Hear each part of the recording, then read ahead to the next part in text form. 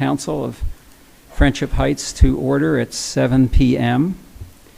And I'd like to thank staff and others for being here, other members of the council, and also for residents of the village who are here tonight as well. Thank you very much.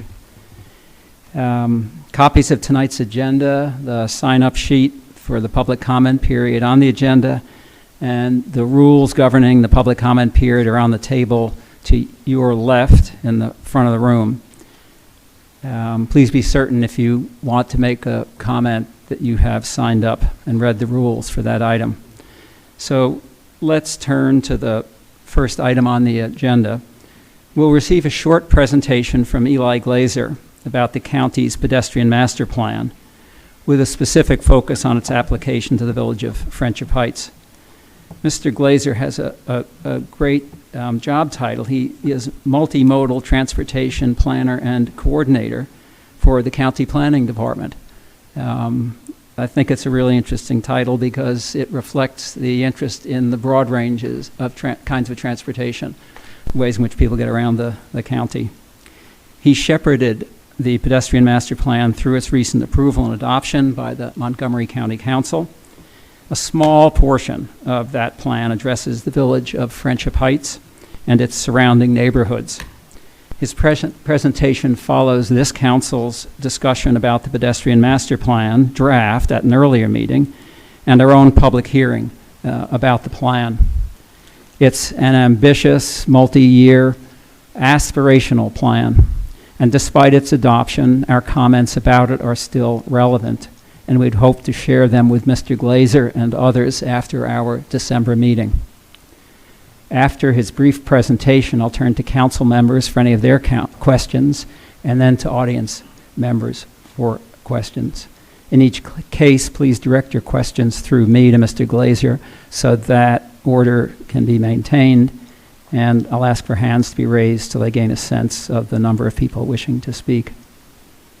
So, Eli, all yours. Thanks very much for being here. Thank you, Mr. Chair. Can everyone hear me okay? Great. So my name's Eli Glazer, like the chair said, and we can go to the next slide. Today I'm just going to talk very briefly about the vision and goals of this plan, the planning process to date, a quick summary and overview of the recommendations, with particular, I think, relevance to the village and this area, and then we'll open it up for questions next. The goal of this plan, which is a document that has never before been created for Montgomery County, the pedestrian plan is this plan is the first time the county has really looked comprehensively at walking as a mode of transportation to get around the county. The goal of this plan is to make sure that people walking and rolling, using a mobility device, are safe, comfortable, and it's safe, comfortable, and convenient to walk and roll, and it's accessible for people of all ages and abilities across the county. The four goals of this plan are to increase walking rates and satisfaction, to create a comfortable, connected, and convenient network, to enhance pedestrian safety and help the county achieve its Vision Zero goal, and then to do all of that in an equitable and just way. This plan is on the heels of several very important multimodal planning efforts in Montgomery County: the 2018 Bicycle Master Plan, the 2021 Complete Streets Design Guide, which created new street classifications to improve the pedestrian environment on streets in a context-sensitive way across Montgomery County, the Thrive Montgomery 2050 General Plan, which sets a vision for the future of the county, this plan, and then there's a plan on the heels of the pedestrian master plan called the Master Plan of Highways and Transitways, which furthers the work of this document to bring walkable and bikeable streets across the county. This plan kicked off September 2019. We had kickoff meetings across the county. We did a statistically valid survey of county residents about their perceptions and attitudes. We had a very comprehensive existing conditions report that came out in March 2022. We developed recommendations for this plan starting in September of 2022, published a working draft in February 23, had a public hearing in front of the planning board in March, work sessions, county council public hearing in July of this year, Transportation and Environment Committee work sessions in September, and then the County Council approved the plan last month. So we've come a long way here, and the recommendations in this plan are really fourfold. The main recommendations in this plan are high-level policy, programming, and design recommendations. So recommendations that are not going to change the county or the village overnight, but as projects are constructed, as intersections are redesigned, as development projects come in, we're going to see tremendous change for the better from a pedestrian perspective. The second piece is bicycle and pedestrian priority areas, so identifying areas within the county to dedicate and prioritize funding for bicycle and pedestrian capital investments. The third is Complete Streets Design Guide area type designation, so making sure that the parts of the county where we see a lot of walking and want to see more walking are being designed in a way that encourages that walking with lower vehicle speeds, wider sidewalks, multiple places to cross, enhanced lighting, and things like that. And then the plan also makes specific pedestrian infrastructure recommendations for so-called pedestrian shortcuts. So putting accessible pathways on connections that people may want to access, desire lines and things like that. One of, I think, the ones that is most important for this area is connections from Sherrill, Baltimore, and Saratoga onto the proposed Willard Avenue path, sort of along the Geico property, which is a recommendation that's made in the pedestrian plan, and it echoes the recommendation made in the bicycle master plan as well. So I'm just going to talk very briefly about some of the design policy and programming recommendations that I think will be of particular interest to the village and to people who live here. So you can go to the next slide. There are over 100 key actions within this plan, and I'm just going to pull out a few, but I think one of the main pieces that the plan tries to do is create direct and accessible street crossings. So providing opportunities to redesign curb ramps so they better direct users across the street directly with crosswalks, updating the Complete Streets Design Guide, so we're building high visibility crosswalks, so the ones with the thick bars and sort of, they look like a ladder more than just the side stripes. Constructing raised crossings across minor intersections, so if as a pedestrian you don't have to drop down into the street and then come up, the sidewalk remains level, which across the country and around the world is used as a way to sort of maintain pedestrian priority through intersections so people can safely cross. Providing additional marked crosswalks and accessible pedestrian signals to make sure that all legs of our intersections you can safely cross. And then making sure that drivers are not just yielding and or stopping when pedestrians are in the crosswalk, but trying to change state law so people driving stop for pedestrians waiting to enter the crosswalk, because you shouldn't have to enter the roadway and take your life into your hands to safely cross the street. The next slide. The next set of recommendations that I thought was relevant was just keeping sidewalks and curb ramps clear. I think we just know from an accessibility perspective that maintaining vegetation and snow and getting all of these sort of either temporary or permanent obstructions out of the sidewalk is really important for people that need to safely get where they're going. So there are recommendations about being more proactive from a county and state perspective about seasonal audits of vegetation overgrowth and erosion to make sure that property owners in the state and county are maintaining sidewalks in a way that ensures that they can provide two-way travel for people. Looking at amending the county's snow clearance requirement to specify that the path that needs to be cleared is at least 5 feet wide, so people using mobility devices like wheelchairs can safely traverse sidewalks after snow events. Doing increased education to property owners about their responsibility to keep sidewalks clear of obstructions, and then potentially doing a study to expand the county's responsibility for snow clearance on some of our more major roads. Next. Reducing tripping hazards. I think we know in a lot of the county, repair of brick sidewalks is really important. There's a lot of places, maybe not exactly in Friendship Heights, but in Bethesda or Silver Spring or other sort of urban nodes where the sidewalks are in disrepair due to tree roots or other things, and they create tripping hazards and hazards for people using mobility devices. And we also want to strengthen the existing regulations around utilities so that any cuts that utilities make in sidewalks or in crosswalks are quickly repaired and managed in that way. Next. Likewise, removing obstructions from sidewalks, so working overtime to remove utility poles and other obstructions like traffic boxes and utility boxes from sidewalks, so the full width of sidewalks can be used by people walking rather than sort of having to squeeze by obstructions on the sidewalk. And then also working with with Montgomery County DOT to expand the use of on-street bike parking for like dockless vehicles and scooters and things that you may see, so that they stay out of the sidewalk and they don't act as obstructions for people walking. Next.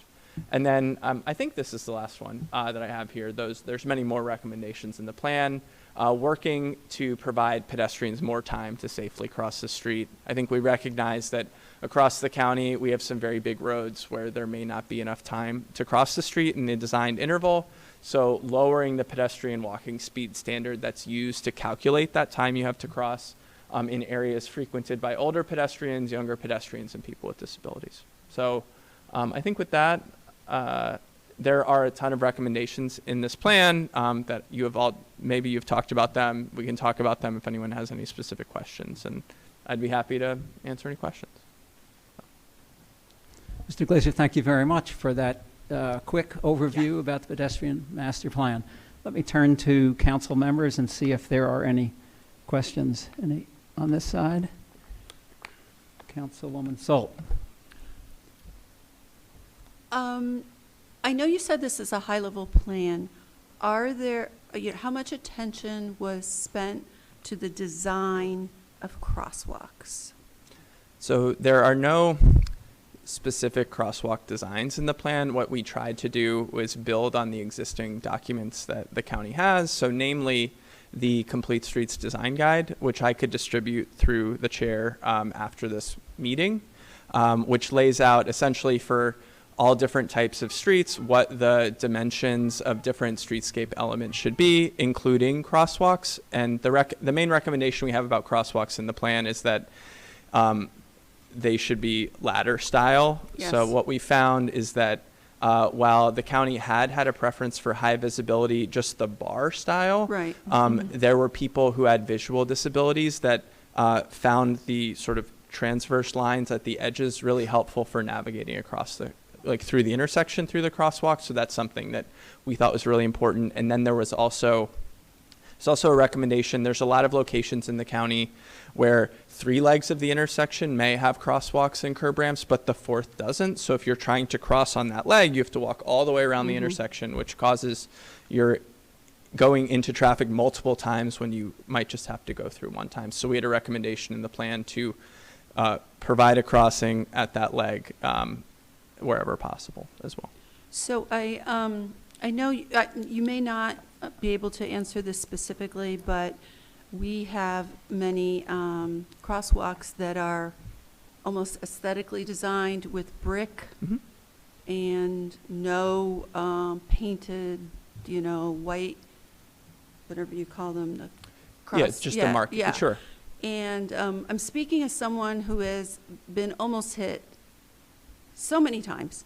Do you have, is there written or any ideas, does the brick inlay make it worse, make it better, as far as visibility? I think not an engineer, but I think it depends on sort of the color of the brick specifically. But I do know that it's just not going to be, especially at night, it's not going to be as reflective. It's not as reflective. Yeah, Okay. so there's going to be challenges there. So I think what we have seen in other places across the country is if they're doing a more artistic or decorative brick crosswalk like that, they would still either provide the transverse markings along the crosswalk to delineate it better, or do some treatment that intersperses color in the crosswalk and the brick. I think we also have concerns about if it's not just like the texture of the brick as a rolling surface for wheelchairs and things like Yes. that, like it's less comfortable than an asphalt surface as well. Thank you. Councilwoman Tyler. I just have, thank you for this report, and I just have a comment. I know you said this is on a high level.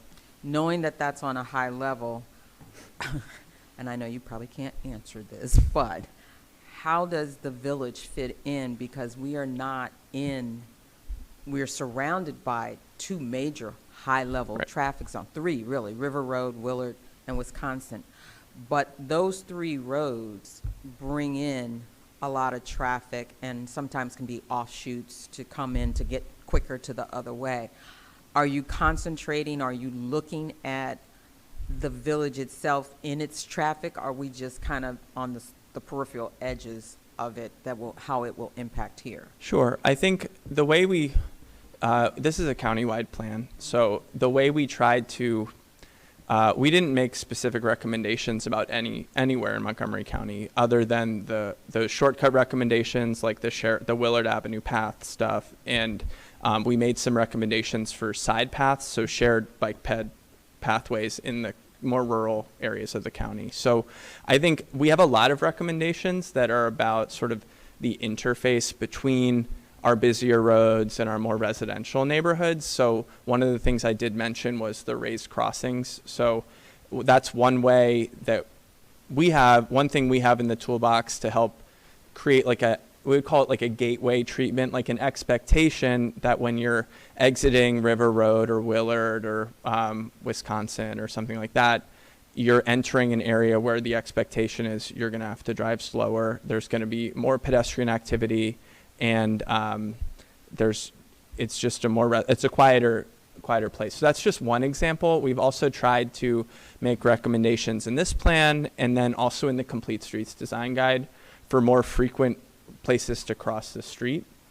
So I think it can be really frustrating on some of our more major roads in the county that just safely cross at a signalized intersection, you might have to walk a quarter mile out of your way, or sometimes less, but often that's what it is in some parts of the county. So looking into opportunities through redevelopment or county projects to provide more frequent places to cross the street, which is good because it reduces the chances that pedestrians will cross in an unsafe location, but then also regulates traffic better, so it's slower and less dangerous for people.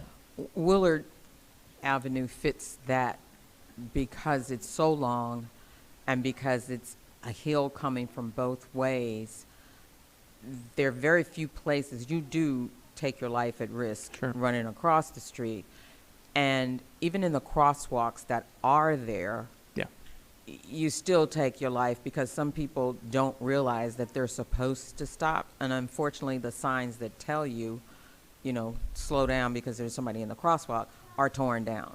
So if they can, I'm sure they have, but hopefully they'll look at better, I would say, material used to lighten up that area to get people to pay attention to it. Sure.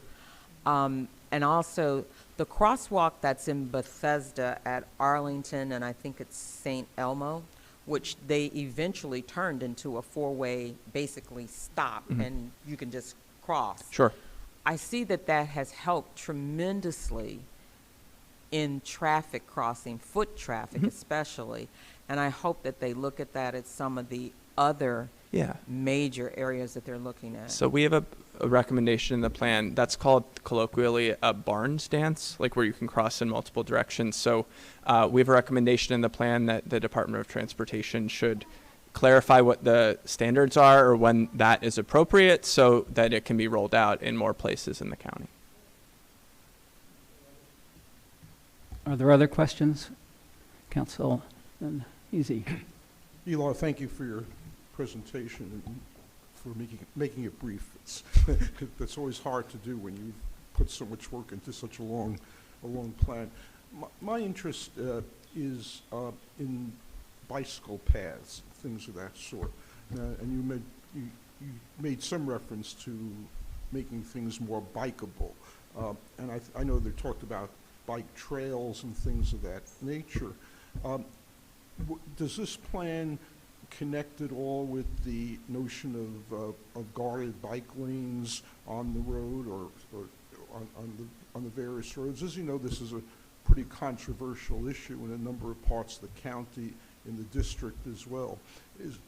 Where is your plan on that? So this plan started in 2019. The Bicycle Master Plan, which laid out a countywide network of low-stress bike facilities, including trails and on-street protected facilities, was adopted in 2018. To the extent possible, this plan I think recognizes that there can be potential conflict between bicyclists and pedestrians, and I think where possible works to ensure that each of them have dedicated space in the roadway. So their conflicts that they do have are at specific locations where that conflict can be mitigated. There's a concept in engineering called a protected intersection, which the best example in Montgomery County is at 2nd and Spring in downtown Silver Spring, which essentially improves visibility and sort of the turning radii of different vehicles, and works to make sure that all road users, bicyclists, pedestrians, and drivers can see each other and are traveling slowly enough that they can avoid each other if there's potential for a collision. So that sort of design philosophy and that design approach is carried through in the pedestrian plan. We don't make any additional recommendations for any bikeways other than in the country areas, the side paths up there, beyond what's in the bicycle master plan. But I think in this area specifically, if there is interest in potentially changing the recommendations in the bike plan or adding to them, removing them, adding them, amending them in any way, I know you've had a briefing by my colleague Atara about the study that's happening in Friendship Heights, and there'll be a future planning effort here. That could be an appropriate venue to explore some of the bicycle stuff as well. I mean, I remember back when the bike plan was produced, and we had a discussion, council had a discussion at that point, and the concern that we raised, or at least some of us raised, was whether if they were going to do bike lanes, and there was a proposal, I think, to have a bike lane on Willard Avenue, which would have knocked out parking and made a very narrow and busier road even narrower and busier, that we had some concerns about Sure. that. I think I don't want to come out as anti-bike, although my bike riding days are long since gone, but I would hope that when you move toward bike lanes and the planning board moves in that direction, the staff moves in that direction, that the village can be consulted in terms of what goes where. There may be bike lane situations which, as you suggest, create conflicts with pedestrians. I mean, the intersection downtown in Bethesda where Westmont comes in with, I think it's Bethesda, I mean, it's a zoo. I mean, the pedestrian, there are two different lights for bike lanes. There's a lot going on. For people, Yeah. for cars, and you're looking in 12 different directions as you're trying to cross the street. And the frustrating thing, of course, is that there's no bicyclists in those lanes either. They're just not used. So I mean, we need the consultation, I think, and if that Sure. can be noted, that would be important. Thank you. Other questions from council? Yep. So I'm just, thank you for the presentation. I'm just curious, what's the next step for the study? Where does it go? What actions taken? Sure. So the county council approved this plan on October 10th of this year. The full commission of joint Montgomery and Prince George's County planning boards is adopting this plan on Wednesday. So the next step is really, as a planning department, we set the vision and we identify recommendations, and then each recommendation has an implementing agency, and those agencies, at their discretion, at their budget, at their sort of in their work program, work to implement those recommendations. So if folks are interested in pursuing certain recommendations, there's an opportunity to encourage the county council to fund certain, like there's a funding component of this that every year or every 2 years as the capital improvement program is updated, there's an opportunity to implement some of these things that way or through just county agency work plans. So my job on this plan moving forward, now that we're done with the 4 years of the actual plan itself, is just going to be helping to facilitate that implementation and connect people at different agencies so we can advance, we can make progress on a lot of the recommendations in the plan. Other questions from council? If not, let me turn to audience members. Anyone have a question? Please come to the microphone, state your name and address, please. Yes, Roger Cochetti at 5500 Friendship. Boulevard. And I wanted to follow up on something that Councilmember Maisy pointed out too, and that is the pedestrian, bicycle, automobile issue, which is, I think, perhaps the most important, sort of fitting that together. As an enthusiastic pedestrian and frequent hiker and an enthusiastic bicyclist, and by the way, for anybody who thinks your bicycle days are over, I have a manual bike and an electric bike. So when you get tired, try the electric bike. It goes for miles and miles without great stress. The point I wanted to make, however, is that I think from the point of view of both a pedestrian and a bicyclist, by far the best solution is trails, not lanes. You know, to me, a bicycle lane is a remedy for a death trap at every driveway and every intersection. And bicycle lanes that mix with pedestrians make it even worse. Trails, however, you know, are phenomenal. I mean, you only have to look at the Crescent Trail to see that it's jammed with people who enjoy it, both as bicycle and pedestrians, and they can work together. My point is, the problem is intersections, and the solution is expensive, but I want to offer a constructive suggestion. And the solution is exactly what Montgomery County's done on River Road with the Crescent Trail, a bridge. The trail is discrete, separate. You can walk and ride, and the problem obviously is incredibly expensive. So my suggestion is raise money for that purpose from people who walk and ride, whether you charge a fee or a ticket or a donation or whatever. That community will contribute to bridges because they enjoy them. So it's not, you don't have to raise taxes. You can raise it from the users, some type of user fee, and bridges make trails possible at intersections. So that's my 2 cents. Thank you. Yes. I've got, yep, go ahead. Thank you for fast approaching bedtime. Yeah. Thank you Hey, for so being I'm- here. Yeah. Good evening. I'm Bradley Hardy. This is Luke Hardy. We're there, in Luke. 4515 Willard. And so, first of all, just want to applaud the county and the council here for taking up this issue. I'll be really brief. You know, I think our family is really in favor of as aggressive as possible safety measures for pedestrians. Likewise, I've lived in the village since 2015. Wife moved in 2020. And, you know, we've had a lot of near misses, and now with little Luke, a lot of near misses. And I don't know if it's, you know, folks delivering food or if it's our fellow neighbors distracted. I know, it's exciting. Yes. But just whether it's speed bumps to slow folks down, visualization, cameras. You know, I'm not an expert on the tech, but I think it's really important. And I've had a chance to dialogue with several of you on this, and just look forward to movements in that direction as the neighborhood around us grows and becomes even more vibrant. And with that, it's bath time. Yeah. Take care. Thanks very much. Other comments? Could I offer a special welcome to our young resident? Thank you for coming. Yeah. Mike Dorsey, 4620. Yes, thank you.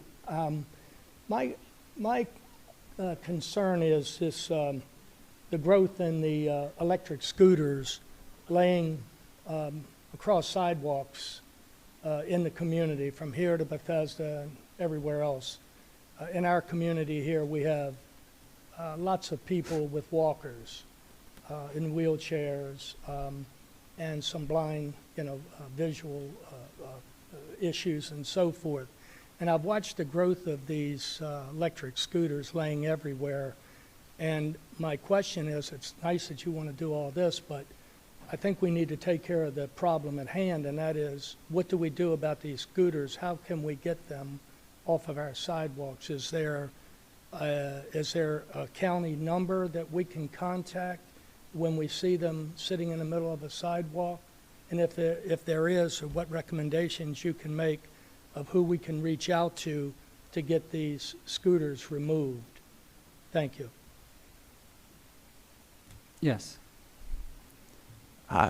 it's a great point. Something that came up in a lot of our conversations with people across the county. I think particularly we met several times with the Commission on People with Disabilities to talk about this plan, and this is an issue that was sort of front of mind for them as well. And we do have a recommendation in the plan to provide more parking corrals for these vehicles so they're not sort of strewn everywhere, which I think relies on the, I think there are some people who are not maybe being the best scooter riders and just parking them in a way that's convenient to them, but obviously very inconsiderate for other people. So what I'll say is, I believe there is a number on the scooter itself to call, but I can work through the chair and provide more information to everybody after as well. Thanks very much.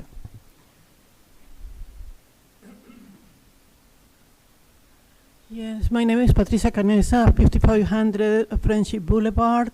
And my question would be regarding the fact that Chevy Chase is prime space for development. Okay, and Montgomery County it is too in many areas.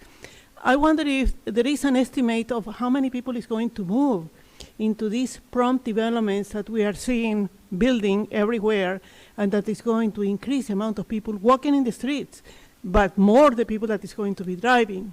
Okay, so the risk is going to increase, and at the same time, the people that is going to be exposed is going to increase too.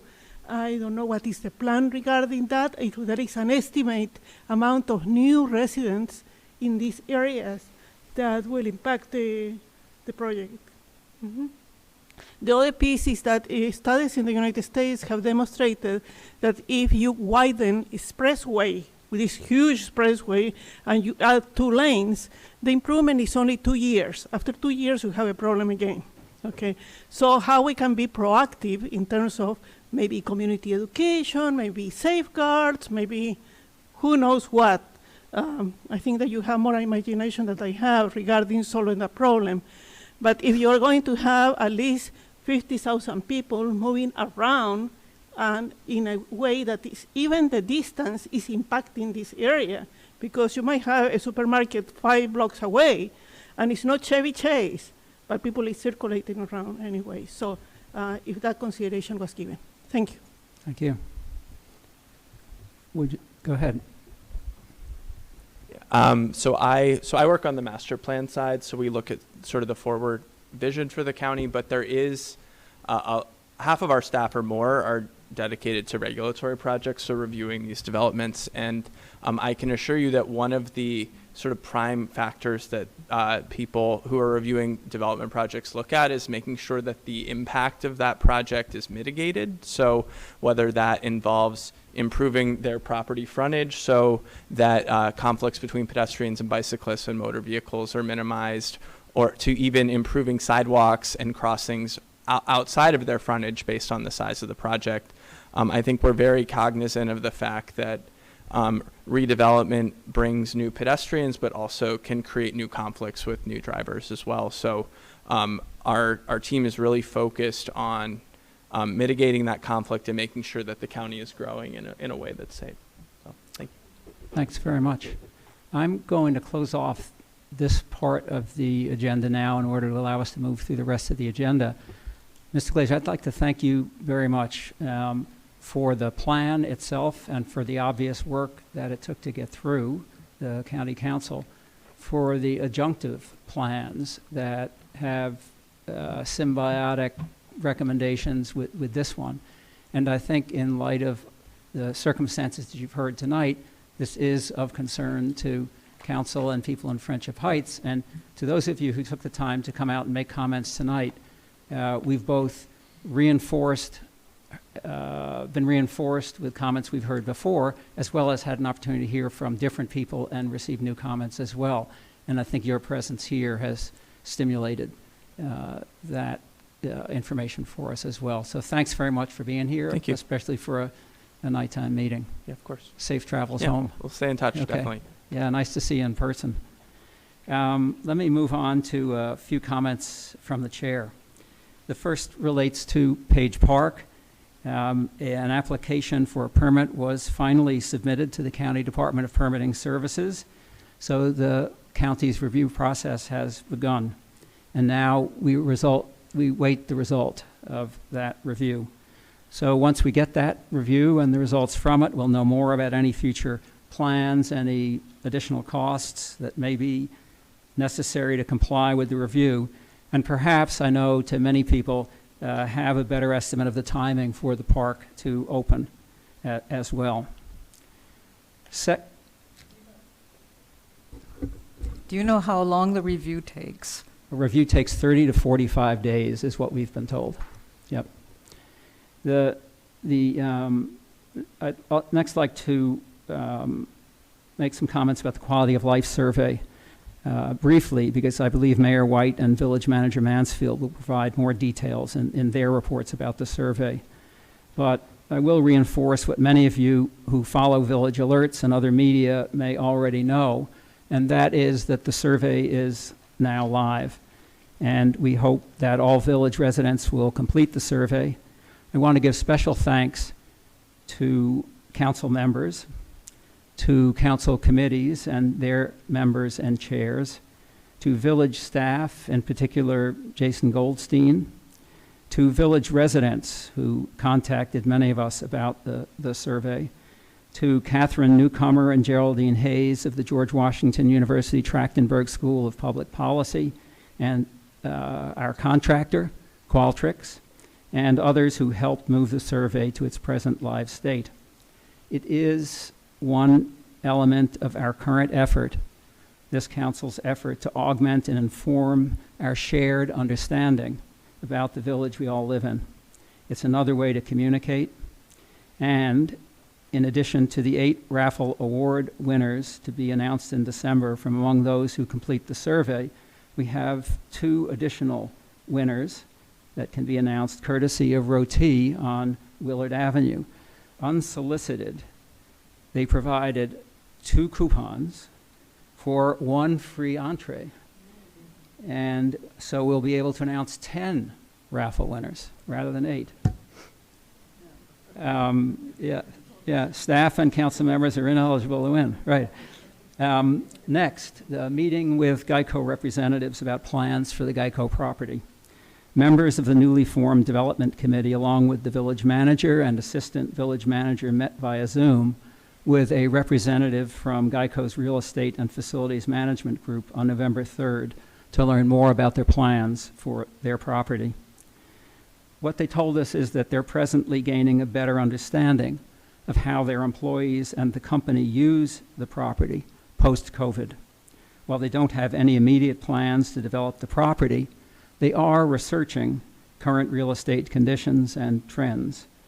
They are also aware of the various activities underway by the District of Columbia and Montgomery County, one of which we've heard tonight, those governments and also non-government groups to plan new futures for our area. And as a result of that meeting, we will be meeting with Geico representatives several times a year to stay abreast of each other's plans and priorities. Next, I'd like to thank specifically Councilwoman Salt for sharing a resource number for a Montgomery County office which can assist with helping the homeless move away from shelter on the street to more supportive housing.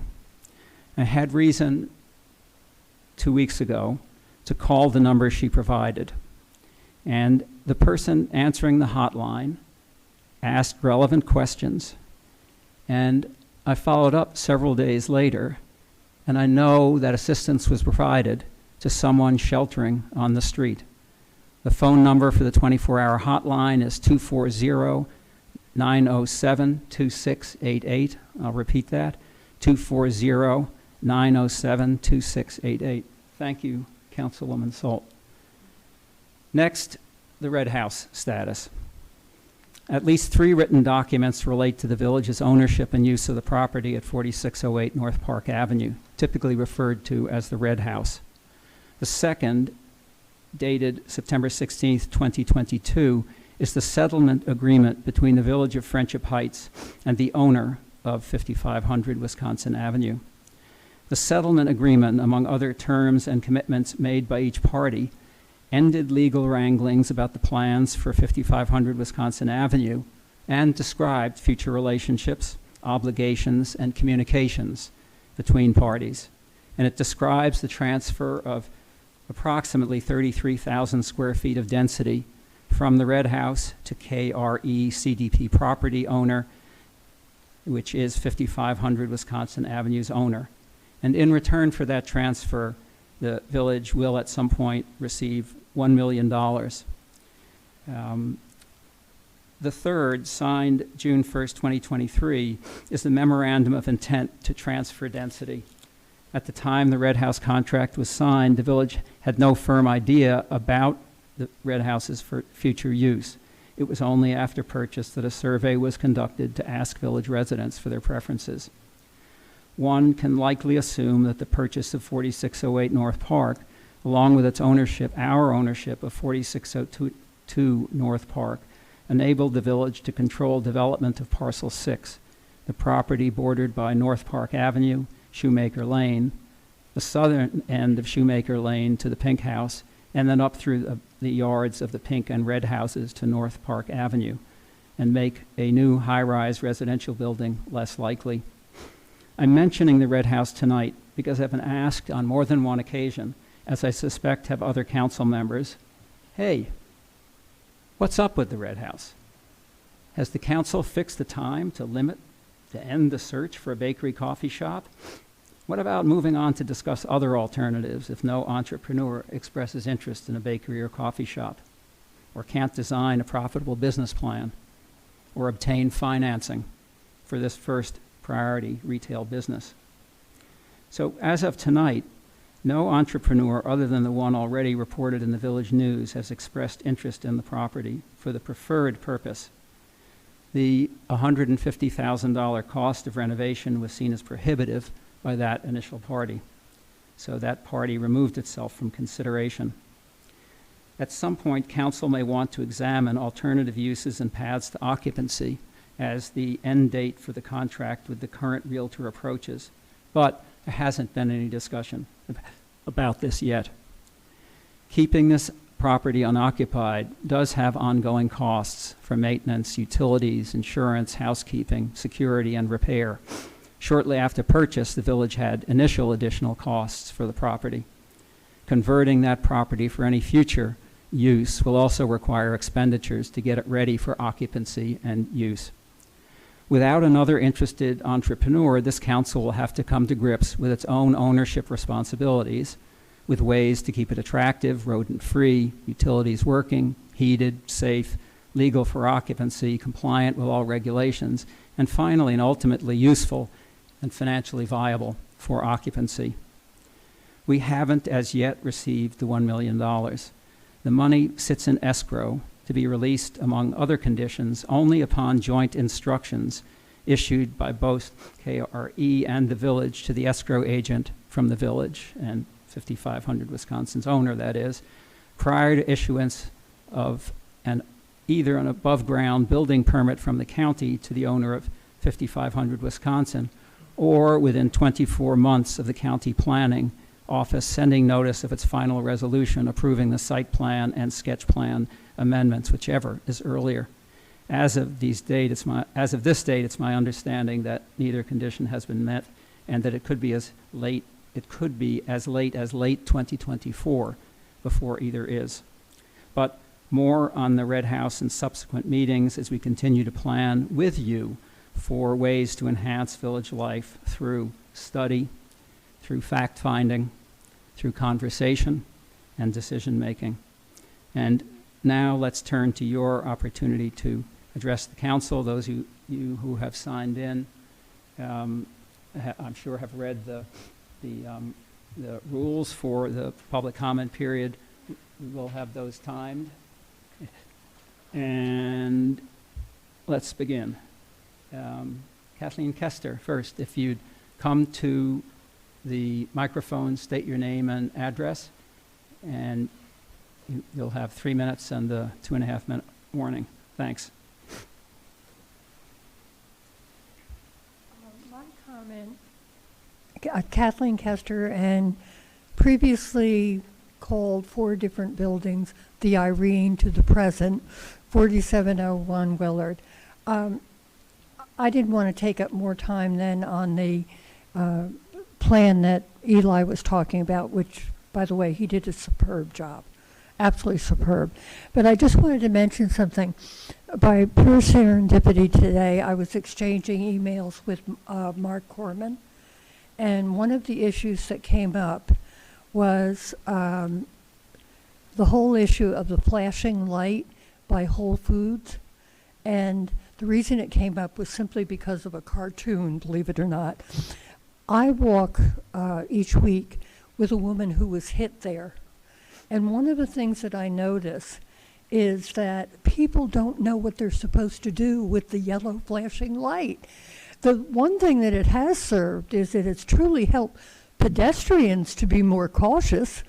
I mean, it served that purpose. But people are very confused, and you'll hear cars just come to a absolute, crashing halt, and then look around and have no idea what they're supposed to be doing there.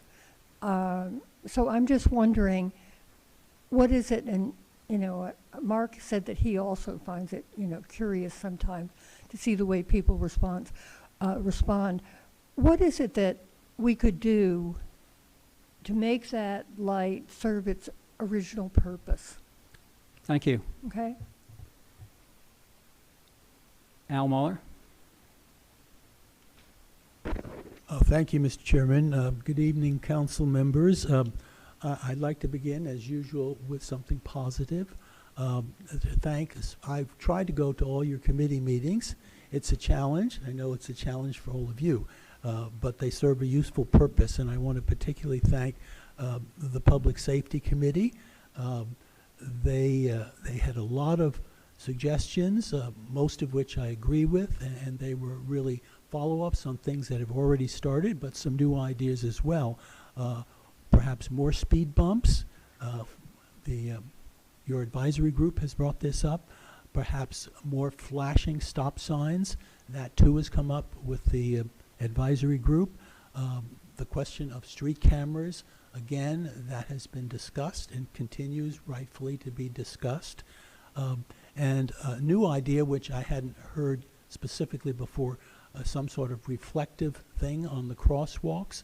I think long ago that did come up when we first had the brick sidewalks, which, by the way, were modeled on those downtown.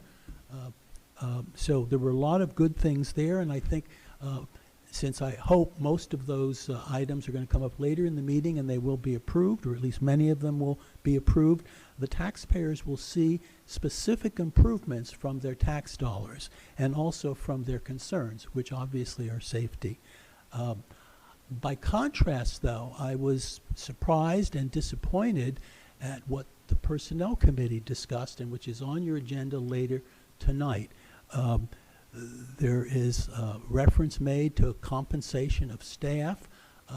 I thought that had all been settled at an earlier, I think, rather contentious public meeting. I didn't make any comments then, but I went to this committee meeting and learned at the committee meeting that the decision to have bids solicited for a consultant had been made in private. I pointed out that the process was flawed. I know it wasn't intentional, but anything to do with policy by law must be discussed in public.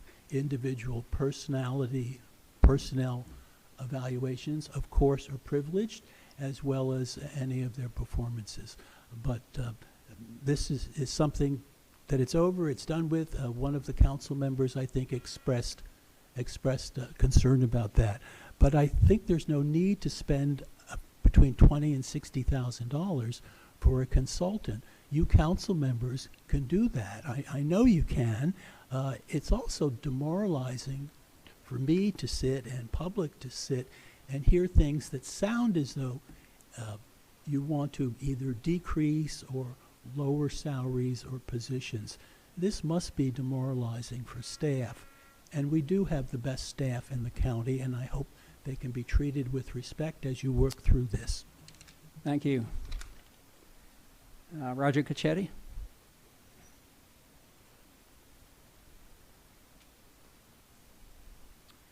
I want to comment on the Wisconsin Avenue Development Plan. For those who have not taken the time to read 100 pages of platitudes in it, the 5-second summary of it is essentially Wisconsin Avenue from Dorset to Tenley Circle has a population today of about 15,000 people.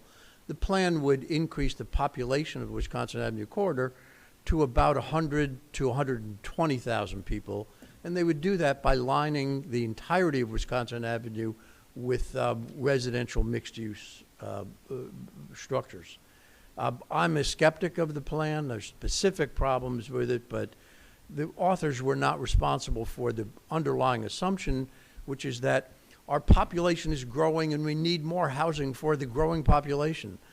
As somebody who spent a third of his career with IBM and ComStat doing strategic business planning, I can't tell you how many times businesses failed because they simply extrapolated from past trends into future trends. So I remember well when pocket pager industry projected 3% growth of pocket pagers all the way through 2025. The problem with their underlying assumption is that our population is not growing. Our population is flat or shrinking. Part of that has to do with work from home, because I can live in Montana for a fraction of the cost of living around here. Part of that has to do with our declining birth rates. Part of it has to do with our declining life expectancies. The fact is we don't have a tidal wave of population growth to plan a 50 or 100 year construction. Specifically, though, the plan has not one word about public safety, not one word about the issue of safety for the people who live here. The plan has not one word about automobile congestion. You add 100,000 people to the Wisconsin Avenue corridor, and yeah, we can all pretend they'll be riding bicycles in the middle of January to get out to Tyson's Corner, or we can all pretend that in the middle of a rainstorm they're going to walk to the metro, a mile in some cases, to the metro station. It's just not going to happen. Nobody has greater admiration for property developers than me. I've invested as a real estate investor for 40 years. They play a very complicated game.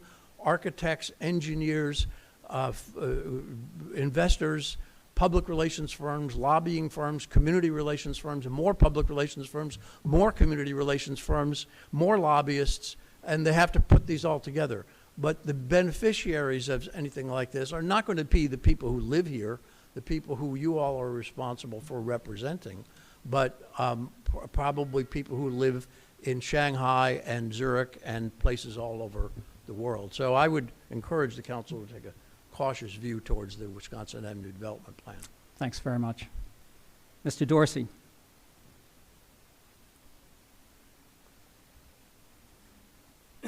Yes, thank you. Mike Dorsey, 4620. Let me start by thanking Julian and our staff for hosting yet another fantastic village outing with the Harvest Festival. It was beautiful, a beautiful day. Pass on to your staff that my wife and I appreciate it. Thank you. Yeah, let me start by saying that during COVID, under the leadership of our Mayor White and Chair Michael Measy at the time and Councilmember Durbin, while 99.9% of this community was sitting in their apartments scared to death, that our dedicated staff was in here every day handing out masks, test kits, the like, and keeping the vital parts of this village running. So I don't want that to be missed. But I do want to sort of piggyback on what Dr. Muller said. Mr. Pastrunk, Ms. Soltz, Ms. Tyler, and Mr. Schaefer, it was troubling to learn at the Personnel Committee meeting this past week that you four did in fact violate the Maryland State Open Meetings Act law, as well as your oath of office, by discussing changes to our bylaws as they relate to personnel compensation package of our employees in a closed meeting that should have been discussed in public.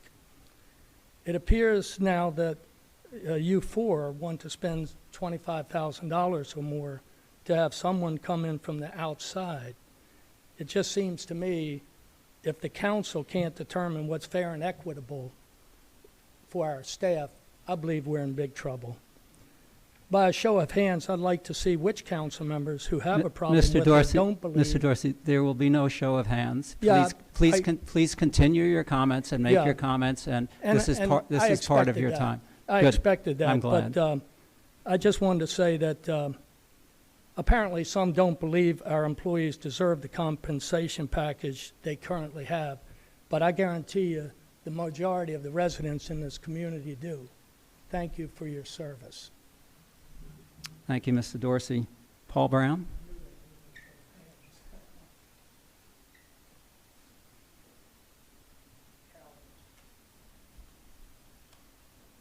Thank you. Thank you, Mr. Chair. Council members, good evening. Paul Brown, 4615 North Park. Comments, I just wanted to make a few concerning the State of Maryland Fire Marshal's mandate about residential high-rises and sprinkler systems. I realized that there were some comments made in one of the council meetings this summer on that, and I just wanted to provide some thoughts on that. First of all, I think I understood that there were some comments by folks in condo buildings and HOAs about the cost of that mandate. That's understandable. I don't take a position on that. I am a resident in a rental building, and I do feel very strongly that the owners of such buildings should be held to install sprinkler systems by the mandated time frame. There was a fire, I think some of you all know, not that long ago in Silver Spring that took the life of a young woman in a high-rise rental building without sprinklers. So just two suggestions maybe for the council to consider. One would be maybe survey the rental buildings in the community just to see where they are on the installation of sprinklers. Secondly, if the council does take a position on this issue, I would just say, please support maintaining the requirement for rental buildings, regardless of whatever position you take on the condo buildings. This does have some personal meaning to us. At 4615 North Park, there was a fire in that building 7 or 8 years ago, 7 floors below our unit that gutted the unit. Fortunately, nobody was killed in that. But there was some smoke damage. Secondly, I'd like to thank the Village Council and Jason and Julian for the battery recycling initiative. That's great. I brought some batteries tonight. I'll drop them in the box if I can find where it is. Thank you. Thank you very much. Cameron Moody?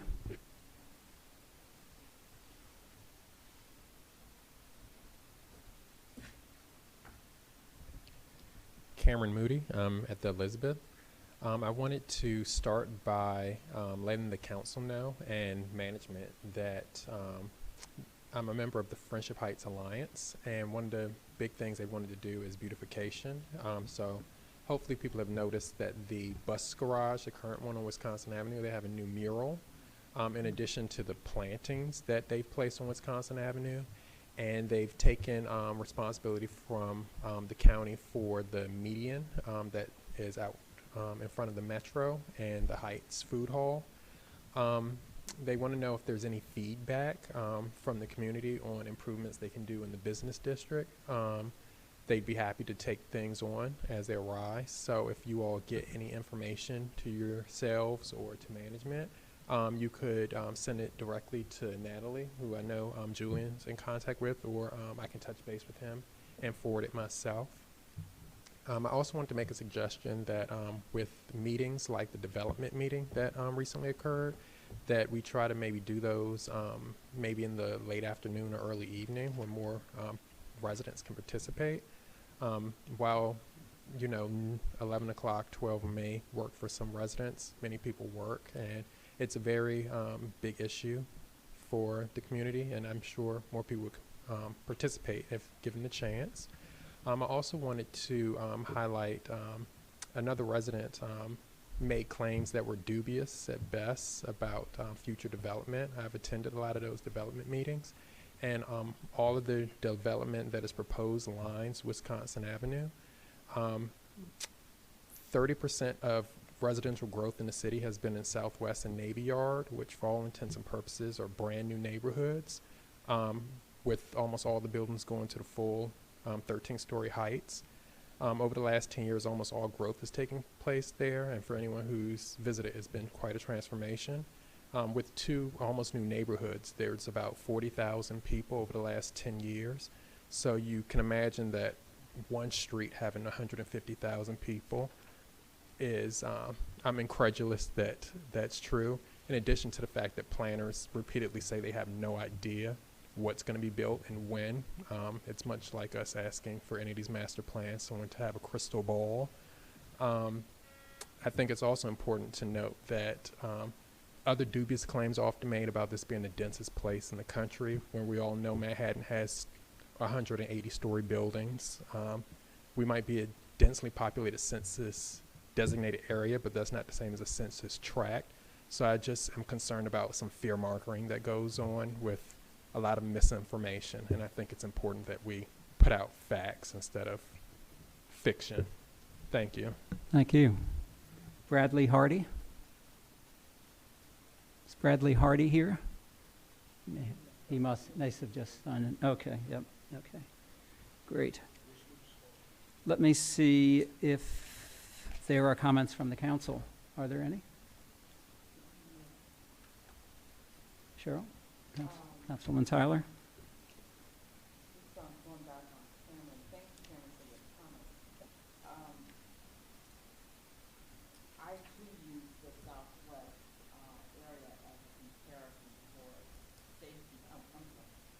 I too use Southwest for comparison and safety issues, and having lived there, you're absolutely correct, is that the growth went extremely fast. But what else happened, which most people don't realize unless you know that area, is it grew so much that it divided the council members' ward. And it split it in half. Because under DC's law, and I don't know, don't profess to know what I don't know, which is, I don't know how Montgomery County does theirs as far as jurisdictions. When you reach a certain number, you have to split. So yes, we are concerned in looking at what is being developed, how much is being developed, and as Eli said earlier, the impact that it is going to have on the village. The village can't grow anymore. We're in our little zone, but we can grow higher, or we can go, here. But everything that's around us is going to have an impact. So I can trust you, those of us who do sit on the development committee, and it is just our first meeting, we are concerned about that. Other comments from council members? Councilwoman Salt and then Councilman Measy. I have a couple of comments. First is that the minutes starting this month are going to be a little bit different. If you take a look on the website, the format will be different. There are minutes of council meetings, and they will be listing formal actions, which is consistent with Robert's Rules of Order. Also on the website, you'll see the typical recording of this meeting and other meetings that have occurred in the past. And there'll also be a closed caption transcript. So that's essentially a written document that represents everything that's said. So there's an audio-visual option. There's going to be an actions taken option, and then a very detailed written option for you to look at. So committee minutes, you will no longer see them for approval on the council agenda. Those minutes will be approved by the appropriate committee, and they'll also be put on the website. A second note on outreach, I don't know if anyone here was at the Friendship Heights Neighborhood Network meeting last month. They invited me there, and it's a great group of people and very nice to speak to other people in the community. I'm happy to talk to other people. I have office hours like some of us do. My card's here, available by email. And I do need to make a comment about last month. There was a briefing about demographics by an employee of Montgomery County. I had inquired about statistics on non-citizens. I later learned from a resident that this inquiry created some fear and unease among non-citizens in the community, and that I'd like to say that was not my intent by any means, and I apologize for that, creating that concern, and I have withdrawn the request for information about non-citizens that we had requested from the county. Thank you. Thank you. Councilman Measy. Sure. Is that okay, Councilman Sure. Measy? You're Yeah, next. Go ahead. All right. I want to thank you for your memo that you circulated among us, advising us that minutes were going to be limited to action items. You cited Robert's Rules as authority, and I think I love Robert's Rules. I mean, I would never criticize that authority. And the limitation makes sense, but I think there has to be flexibility. If we strictly follow Robert's Rules to the letter, we would rise every time the chair recognizes us. You haven't heard anything yet? Should I start over? You're fine. Go ahead. Okay, so I just said I thanked my colleague for advising us that minutes would be limited to action items. Robert's Rules were cited as the authority. The limitation makes sense, but I think we need flexibility. I respect Robert's Rules, they're great, but if we strictly followed them to the letter, we would rise every time the chair recognizes us and speak standing up. We don't do that. I've reviewed our minutes since 2015, the year I was elected. I found good information, and the good information went beyond action items. So I wouldn't be in favor of strictly enforcing a rule that only action items go into the minutes. I know this is nothing we voted on. It's your choice. Thank you. Councilman Measy. Thank you. I have two comments. First, building on Mike Dorsey's comment, I wanted to make note of the fact that the village, I think, mounted two excellent and well-attended events over the past couple of weeks, the Autumn Festival and the pop-up craft show. These efforts it takes a lot of effort to do these things, and I wanted to specifically acknowledge the work of our village staff, especially Ann and Hector, in developing these programs and assuring that they ran smoothly. I think it's important that the council remind ourselves, as well as residents, of the excellent work that our dedicated staff does to serve our residents and the people of Friendship Heights. The second point I wanted to make is building on Bobby's comment about the Red House. I too get the same what's going on with the Red House questions. I think we should begin to talk about what our next steps are. I think it's important to remember, at least for the previous council, that it was not necessarily the view that the Red House was supposed to be a profit-making or a money-making operation, that we had a lot of other possible public uses for that. And I wonder whether it would make some sense to ask one of our committees to begin a discussion building on the survey that we did last year about the Red House and asking for other citizen comments about what we might do going forward. I too become skeptical about whether we're going to get a retail operation into the building. It was not my first choice to begin with, but that's another story. Whether we should appoint another ad hoc committee, or whether this is something that either one of our standing committees, the development committee perhaps, or the Parks and Grounds, or whatever committee the chair and the mayor thought appropriate, could begin that sort of discussion and bring alternatives eventually back to the council. Thank you. Councilwoman Durbin. I'm unclear as to whether we're going to comment on the minutes. What did you imagine? You said we weren't going to approve the minutes anymore, but can we comment on the minutes? Sure. Please, if you have comments on the minutes, make them. We will, in fact, as an item of business after the mayor's announcements, approve the public session minutes of the October meeting. Thank you. Yeah, sure. I see no further comments from council, so let me turn to Mayor White for her announcements.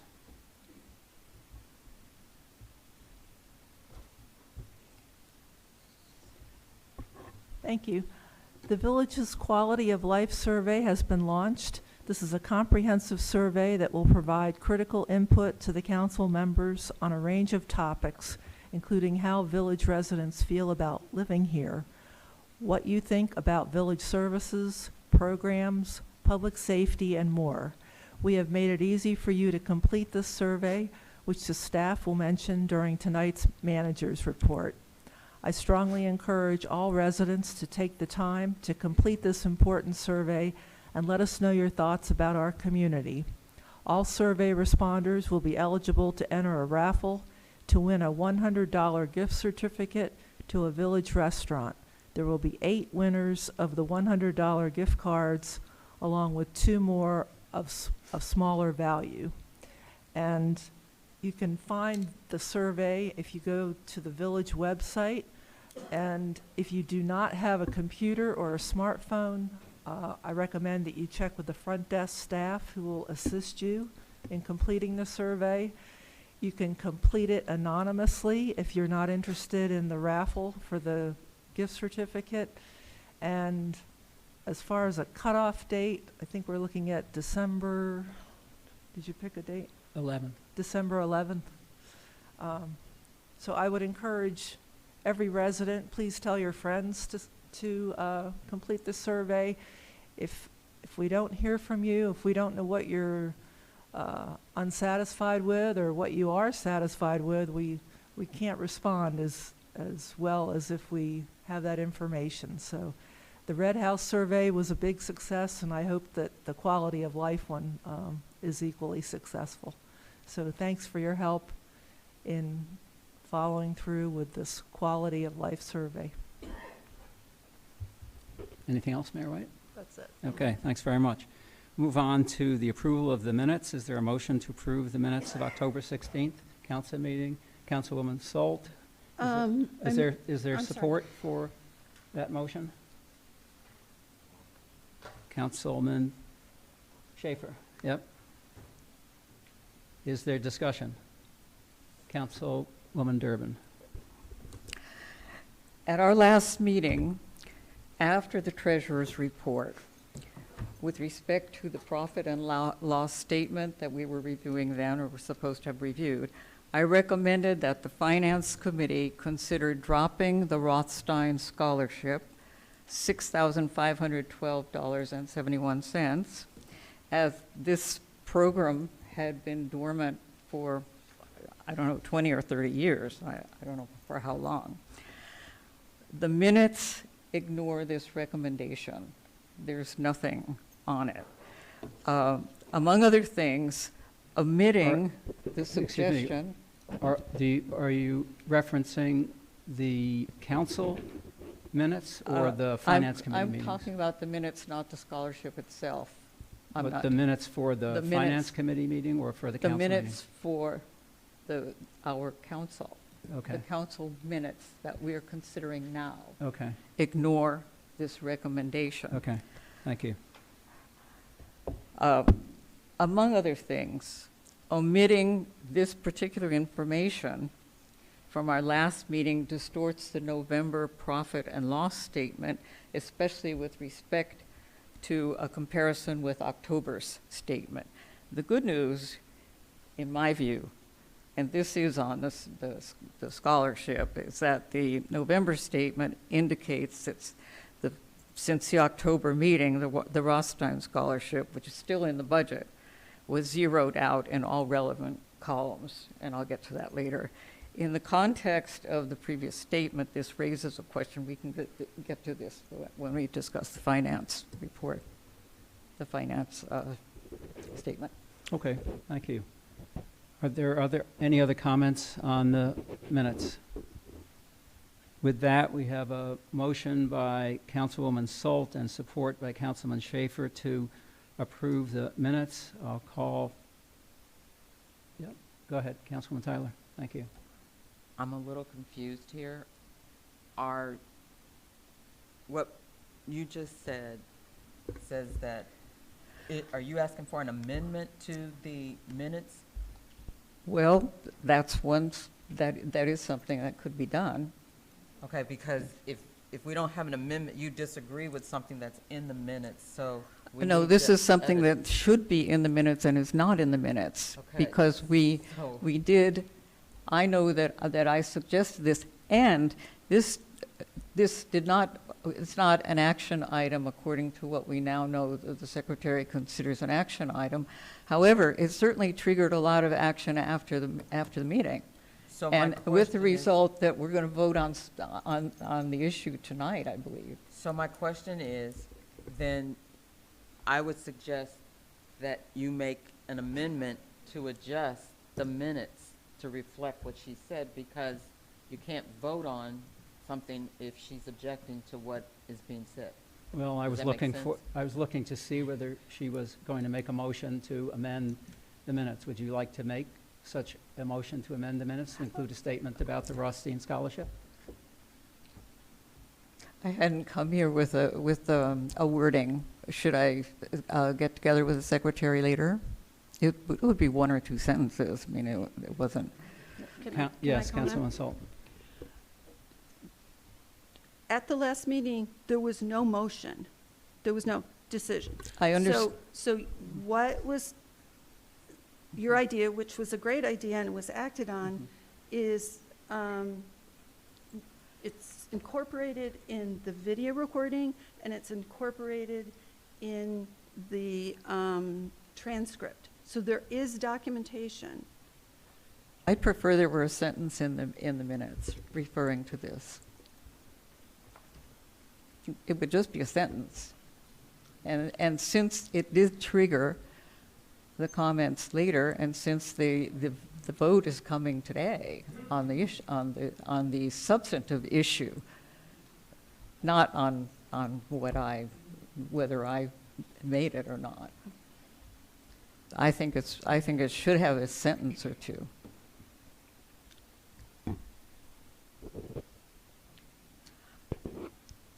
Okay, so we don't have full language, but would the language suffice to say that you would like we amend the motion that is on the floor to add that the minutes can be approved with a sentence reflecting the discussion about the scholarship?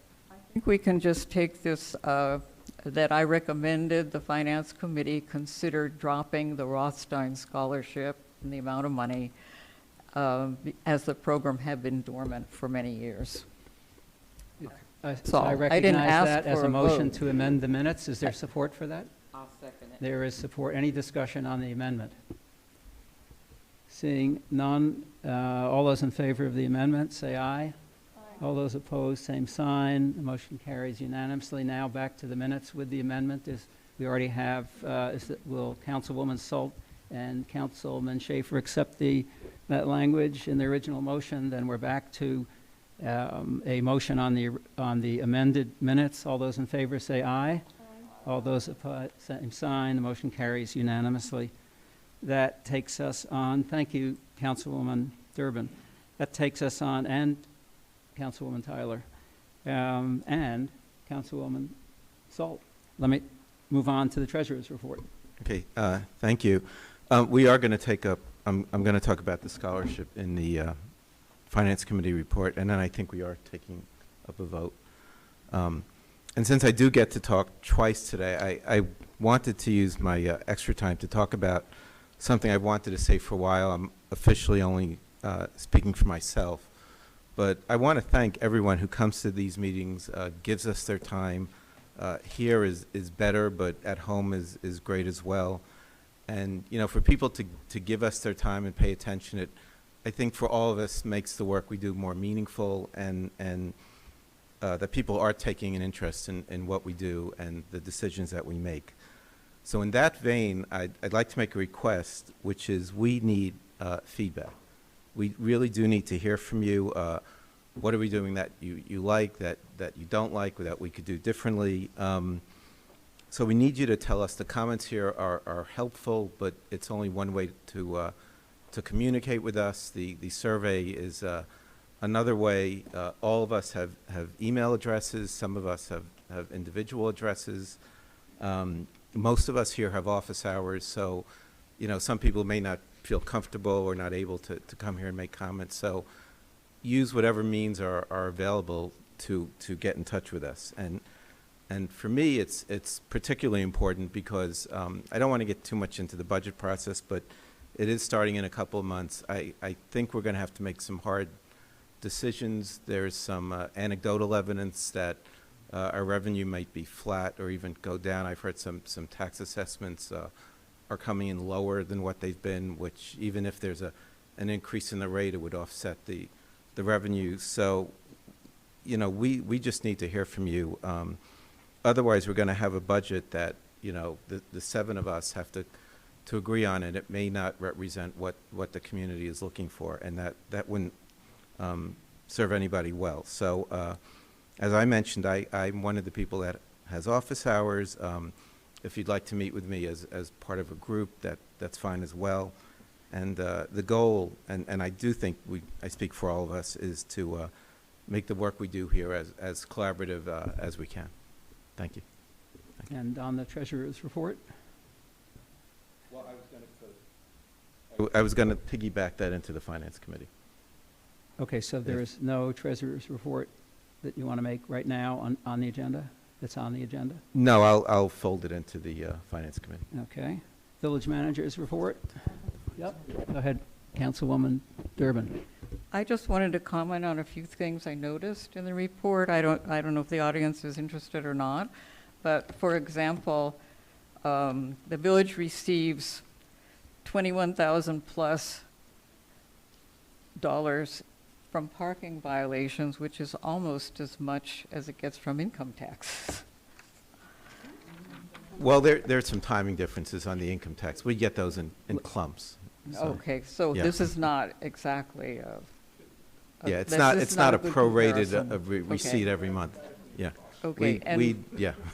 a The lights second- would go out if that was, yeah. A second thing I've noticed is the category of debt service.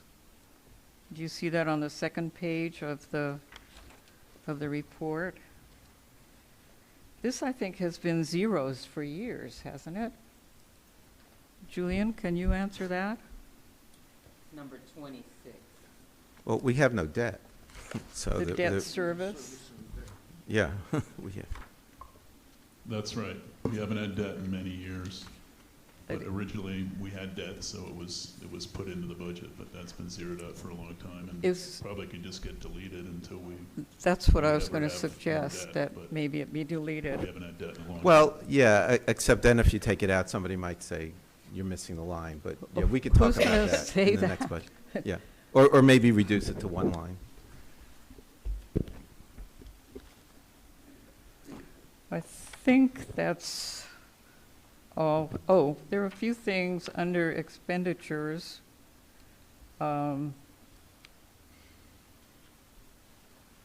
What was the service performed by the legal counsel for 15,000? What number are you on? This is on the third page of the statement. Do you see the legal counsel? This That's a selected period, $15,821? That's a year-to-date number from July 1st It says selected to- period. Yeah, July 1st Oh, July, to I see October July 31st. 30th, That's okay. a year-to-date, All so right, that's thank you, I didn't notice combination that. of multiple invoices for Okay, attorneys. Yeah. thank you.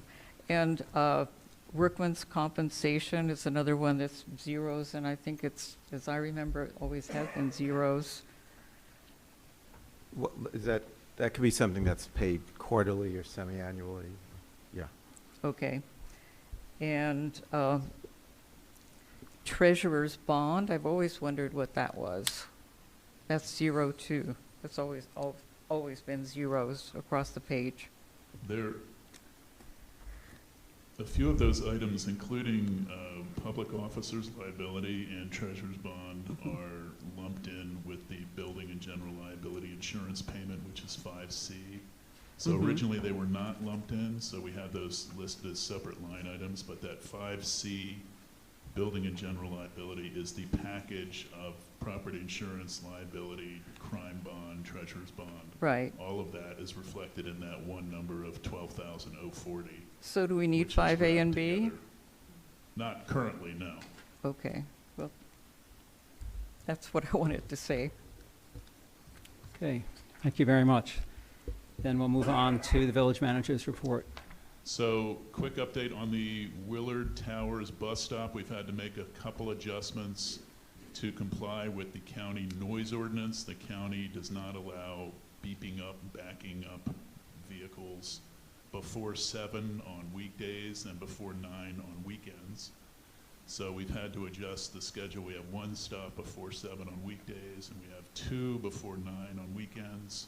So the bus will stop at the corner where it used to, North Park and Willard, just for those stops.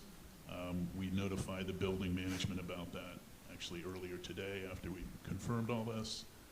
So we're still servicing Willard Towers. We just can't actually pull into the driveway and do the backup maneuver that we do for those 3 different times early in the morning. Second brief update is we are going to be looking for somebody to give us some additional on-call backup contingency support at the front desk. We're going to put out a notice for that. We're a little bit squeezed if we have multiple people that are out at once. So we don't have any specific hours to offer anyone, but it's really as an on-call kind of emergency backup. We're going to be looking for somebody to help us out to do that. I think we talked enough about the survey, but maybe Jason, any couple more things on the survey. Thanks. I just wanted to build upon what Mayor White discussed earlier. So we have posted a link on our homepage. It's very clear, it's huge, it's very hard to miss. And then also in the upper banner of the website is also a link, and it follows every page of the website. It's also under what's new of the website. And then also we sent out a link to residents who've signed up for the Regroup Alert Service. We also posted on social media that same link. It's on the digital board in the front, and residents can scan the QR code, which you can also see on the table right there. So if anyone hasn't used that feature, I urge you to do so. We also have printed copies at the front desk. If someone does not have internet access, please visit the front desk, and they'll be more than happy to help you fill that out. And that's everything on my end. Thank you. Thank you. Might mention, in addition, since the chair of the Community Advisory Committee is here, that the members of the Community Advisory Committee have also taken it as part of their responsibilities in their own buildings to begin to promote the survey and to encourage people to participate in the survey. So thank you very much. Yeah. Yes, Councilwoman. Yes, I've been Go ahead. asked to do that in my building. There was something when I filled out the survey, I lost the page. I didn't do anything. I swear I didn't do anything. It just disappeared. But when I tried to get back in, I was able to. A couple of days later, I tried again. I was able to get back in and start from scratch. Okay. So that can happen. Okay. Thank you. That brings us to committee reports. The first is the report of the Council Finance Committee meeting of October 17. Okay, thank you. All right, so we had our first Finance Committee meeting, and as promised, it was open. Everyone who did attend had the opportunity to participate, to express opinions, ask questions. The items that we covered, we talked about the budget process. For a while, I mentioned that we're going to have to not only establish a capital reserve account, which we don't have, but also add a line item to the budget to fund that account, something we haven't been doing, and Julian and I are going to independently try to figure out what those amounts should be and then compare our, it's not a quiz, but we're going to try to come up with a consensus.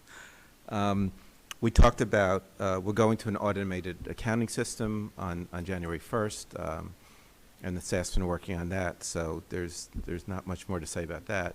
Hopefully it will transition pretty smoothly.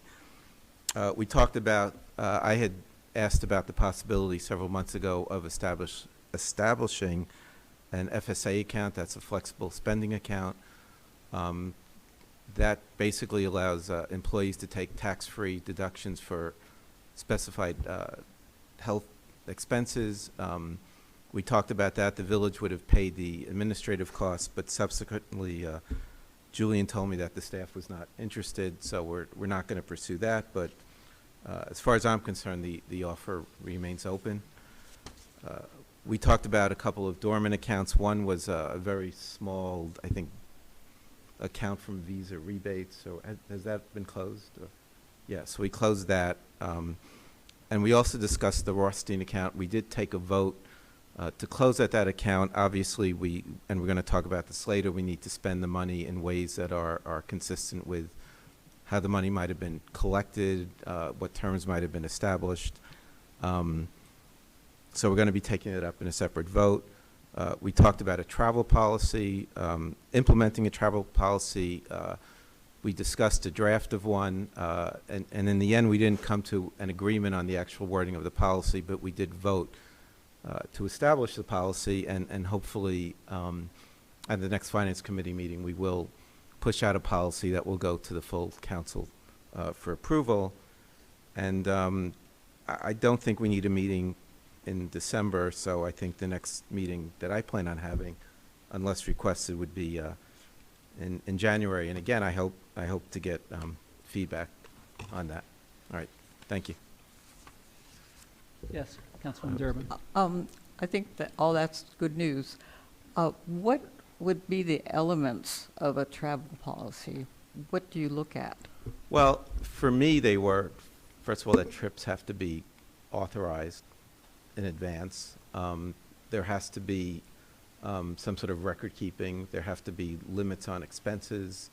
There has to be some kind of expense report. I know that was one of the things that we sort of got hung up on, but I think there has to be an accounting of the trip afterwards and some sort of report back to account for what was learned and what happened. I think those were the main elements. Did I miss? No. Okay. Thank you, Councilman Schaefer. Next is the Communications Committee. Councilwoman Salt. Thank you. We have been working on updating some formal policies. I'll just list what they are: access to public records, a security camera policy, and records retention and destruction policy. Those are kind of bread and butter types of documents that every governmental agency needs. And thank you very much to the staff for helping with all the details and making sure they're legal. I expect that they'll be ready for, after they go through our committee, be ready for a vote at the next council meeting. And then we've talked about sort of the broader question of how and where to disseminate answers to resident questions and updates on important matters. We've had robust discussions on that. One view is to have council meeting serve as the main mechanism for that information, and the other view is to have comprehensive updates and Q's and A's on our website, and we continue to talk about that. Thank you. Moving on to the Personnel Committee meeting of November 9th. The Personnel Committee met on November 9th to discuss proposals for a staff classification and compensation study. 7 companies submitted proposals. After discussion, the committee chose to take a closer look at 3 companies: CMAG and Associates, PRM Consulting Group, and Slavin Management Consultants. These 3 companies were selected based on their experience and estimated costs. Staff was asked to obtain 3 references for each of the 3 companies. The Personnel Committee will meet again during the week of November 27th for further discussion and review. Thank you. Takes us into old business. The first item under old business is the adoption of the mission statement for the Council Ad Hoc Committee on Development. Is there a motion to support that? Councilman Measy, is there support for that? Councilwoman Salt seconds the motion. Is there discussion about the mission statement? Seeing none, I'll call for the question. All those in favor say aye. Aye.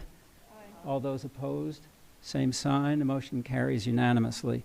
Thank you. The mission statement for the Council Ad Hoc Committee on Development is adopted. Moving on to adoption of the mission statement for Council Ad Hoc Committee on Climate Change and Environment. Is there a motion to adopt that mission statement and the accompanying material? Councilwoman Salt makes the motion to adopt the mission statement. Is there support for that? Mayor White supports that. Is there discussion about that? Councilman Measy. I'm supporting the mission statement. I'm concerned about on the second page, 3rd paragraph from the bottom. Those appointed to the committee need not be residents of the village, although a majority of the committee members shall be residents of the village. What's your thought? What's the thinking about not being about people who aren't residents of the village? How would somebody who's not a resident of the village become a member of one of our committees? For this particular committee, a public announcement about membership would be made, which would state that, not membership, but or membership for this committee would be made. And in particular, the committee and chair might be looking for a particular kind of expertise over a period of time, but they would submit a statement of interest and whatever the committee adopted in order to have their application considered. The thinking, I think, is that there is certainly expertise within the village in this area, but there might be a reason for the mayor to recommend someone from outside the village if in fact an application came in from outside the village. Well, I guess I'd be concerned, about people with special, you say expertise, there could be people with special interests, a developer, for example, or somebody of that sort would apply. I don't want this committee, you say a majority will be residents of the village, but that could be 5 non-residents, 6 residents of the village. I think obviously the council will approve the members, and we can raise it when these applications come up and see who the mayor recommends. But it seems to me that makes it something quite different. I'm concerned about that. Okay. Do you want to propose a change? Well, I'd like to hear if others have justification for it. Maybe I can be convinced. Okay. Yes, Mayor. What are you talking about? Excuse me, Mr. Dorsey.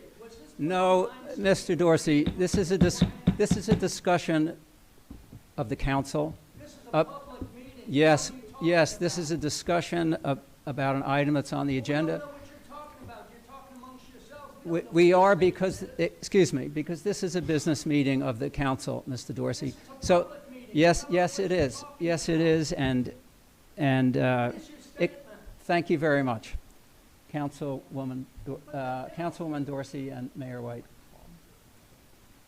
Oh, sorry, Councilwoman Durbin and Mayor White. Yep. Used to be Councilwoman Dorsey, so please, Councilwoman Durbin. I'd like to comment on, I'm going to comment on some of the elements, and I'll read them. So where you have vision, I would delete of all. So you have, it would read like this without of all. The Village of Friendship Heights, a conscientious community, is committed to an ever-improving quality of life through sustainable, healthy planet lifestyle choices. I don't know about healthy planet. Can we get rid of healthy planet? Maybe? This ad hoc community advisory statement, all of it is subject to council amendment. It's here as a proposal. Well, I would say, I would take out for all. Okay. And I would take out the healthy planet. Just sustainable lifestyle. So sustainable, maybe healthy lifestyle choices, but what's the planet got to do with it? I don't know if that, I don't care for that. And then the next, the mission.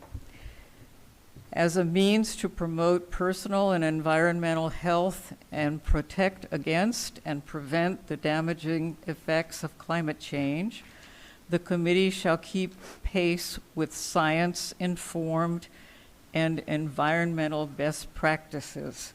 I would put a period right there.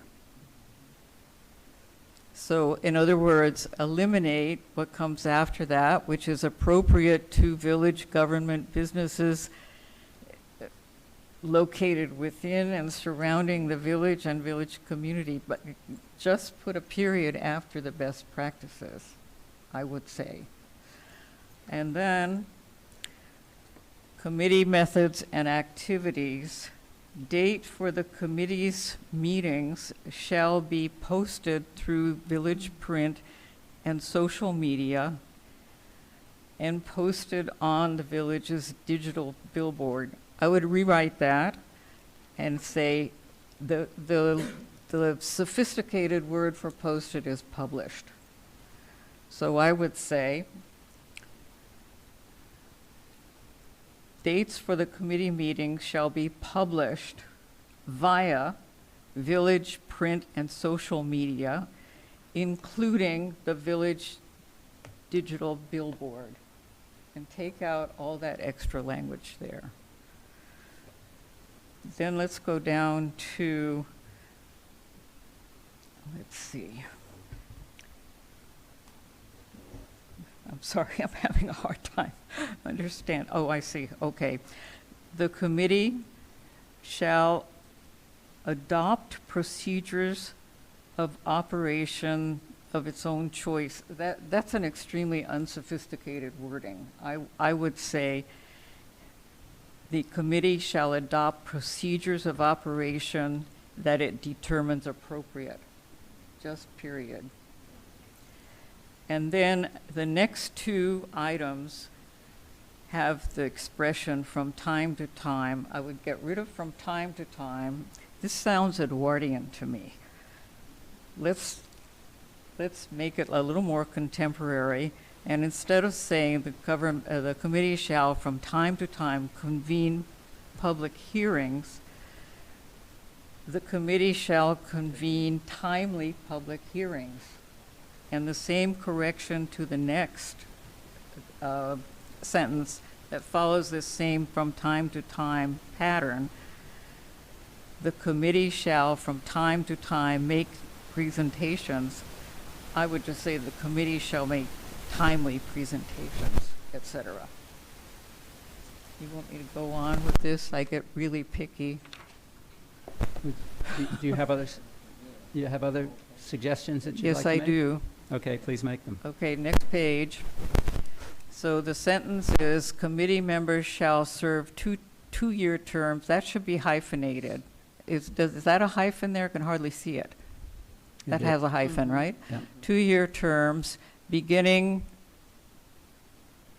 upon appointment following the election of any council term, of any council, I would say that. And then terms shall end at the appointment of new members. Council terms, council member terms, is that what you're talking about? Yes, in Council other member words, terms? the life of this committee would go from council during the 2-year terms of a council, and it would expire at the end Council of members' terms expire upon the next election, right? Is that it? Well, I would say, go ahead, Councilwoman Tyler. Go ahead. In accordance to Robert's rules, ad hoc committees typically expire when that administration inserts a ad hoc committee. So, and what I agree with Paula is to make that language a little less wordy. And so the term is that as you just said in layman's language, is that the council, the ad hoc committee ends at the same time the council does. There, that's excellent. Thank you. We're wordsmithers. Okay, one more. The mayor of the Village of Friendship Heights shall recommend appointments, and the council shall consent to those appointments. That is weird. That means if you use shall in that sentence, that means that the council has to do exactly what the mayor says. And I don't think that's what we mean. And I don't think anyone here accepts that. Yes, If I can. Go ahead. Shall is a, It's obligatory. is a must, It's yeah. obligatory. It Shall is. is obligatory I in this wouldn't use sense, in that the third person. Legality in third person, right, third person. Mm-hmm. So why don't we ask that this whole thing here, this That- section be rewritten and Rewritten. resubmitted Yeah. next. Well, so, yeah, why don't we take the whole thing Mhm. and bring And it back just to edit December's meeting, and any council Yeah. person who has comments about it Okay, can share but those. I've got a couple, I think I Yeah, have so- one more. So, Okay. there was a motion and support, but the makers consent to that process? Oh, I withdraw there's- the motion. Mhm. There's one more thing I need And to I- say. And also, there may be other comments, but if there are other comments, please give them to the village manager. Okay, this is really easy, though. This one, any appointments, and the next one is if desired, da-da-da-da. I wrote in the margin, do it or don't do it. And I think it should be redrafted that way. Yes, okay, thanks for the comments, and the motions have been withdrawn. Any additional comments could be shared with the village manager. I'd like to, Yeah. Before Okay, we- first let me have Mayor White, and then Yeah, that's right. I Councilman Easy. wonder, should we address, go ahead. I wanted to piggyback on what Michael said. I think applicants for this committee should either be residents of the village, they should be non-resident property owners in the village, or business owners in the village. I don't think we should appoint anyone to this committee who does not have those types of ties to Friendship Heights. For a number of reasons, I don't think tax dollars should be spent supporting an outside company like that. And I don't think the staff should be asked to support in any way an outside business or individual. It just gets too messy in my mind. I think the staff contact with the committee will be limited as it is with the Community Advisory Committee. They don't really get involved in the proceedings of the Community Advisory Committee, but should they have to with this committee, I don't think they should be working on behalf of someone who's not either a resident, non-resident property owner or business owner. Thank I you. would agree with that. Yeah. Okay. Councilman Measy, and then Councilwoman I mean, Tyler. if it's going to be rephrased, I think Melanie's rephrasal seems to be, seems to be reasonable as far as I'm concerned, that we specify that if non-residents could be, if they're business owners or non-resident property owners, that would make sense to me. But to just say non-residents is, I think, too broad. So Okay, if it could- well, we will if that have could another be- bite at this. If that could be included in the redraft, Yeah, we'll have What another bite at about, the apple in December. my Councilwoman question Tyler was, and then Councilwoman my Durbin. question was the rationale, or did you have an idea of what you meant when you said outside? Was it the business people? Was it? Yes, what I had in mind as I created this rough draft was that the recommendations could necessarily be appropriate for a number of different groups, if that's what you're talking about in looking for Okay, that and language. if that's the case, I go along with Melanie and with Michael, is that we have to be real careful when we reach outside for different committees. And each committee is different. Reaching outside to ask for input for our village could have a positive or a negative impact with a ghost voice gone. When we talk about the development committee, we are going to be dealing with people outside of the village. So therefore, the voices are different and they do have a direct impact. So I think we have to be careful in our wording of what the real goal is that you're trying to attain. So I won't change anything of what's been said. I agree that we need to fine tune that to what Melanie just said, is that, yeah, we have businesses here that those people don't live here, but their voice is important because their business has an impact here. So I think it's more of those who have a direct impact are a part of it, have the opportunity to be a part of that. So So I just- think with the wording and going back. Yeah, I and just want to make wordsmithing. sure I understand, because I'm sure the village manager will come back to me and say, how shall I handle those comments? That what you both are talking about here is the membership on the committee, not so much the opportunity for the committee to be making recommendations at some point about not only affairs within the village, personal business or otherwise, but potentially to be recommending what this council might be doing, and recommending is the operative term with respect to county government, state government, federal government. Is that I right? think that's true, but I also think that we cannot forget it is the impact that it directly has here. That's correct. Yeah. Yeah. Great. Councilwoman Durbin, did you have another comment to make? Not on this. I've got more comments, though. You can give them to the village manager then, if it's on this particular statement. No, I don't have any more on this. Okay. So we're not taking any action on the mission statement for the Council Ad Hoc Committee on Climate Change and Well, Environment? aren't we asking for a rewrite? Yeah, we're not taking any formal action on the mission statement that's in front of us. What we decided to do is to take the comments tonight and any comments that come in from council members, subsequently share those with the village manager, and we can work together to bring back a revised statement for the December meeting. Okay. So now, moving on to new business. We've got a discussion and vote on proposals for staff compensation study. Mayor, based on your previous statement, I understand we're not going to have a vote on the proposals or a proposed vote on the proposals. Is that correct? You're not going to be recommending a vote tonight on that? That's correct. We Okay. need to do more study. Right, great. Chairman? Yes. I'd like to Councilwoman make a Sol- motion, please.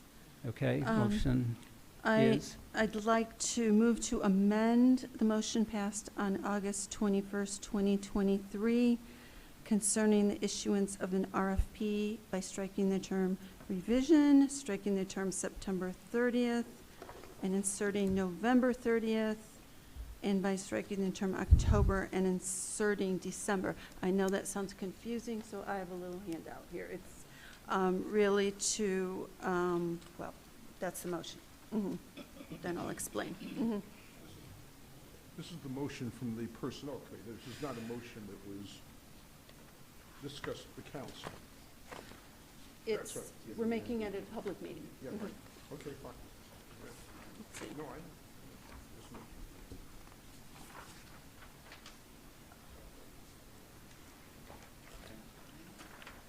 Okay, so there has been a motion by Councilwoman Salt to amend the motion passed on August 21st, 2023, concerning issuance of an RFP by striking the term revision, striking the term September 30th, and inserting November 30th, and by striking the term October and inserting December. Is there support for that motion? Okay. Yeah. So that's I've just read the new motion, and that's what was moved by Councilwoman Salt, as I understand it. What's highlighted in yellow? Is that correct?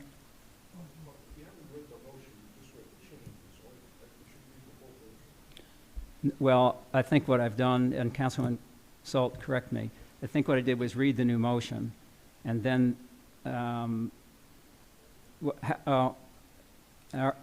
okay, I apologize. So the motion, thank you, Councilman Measy.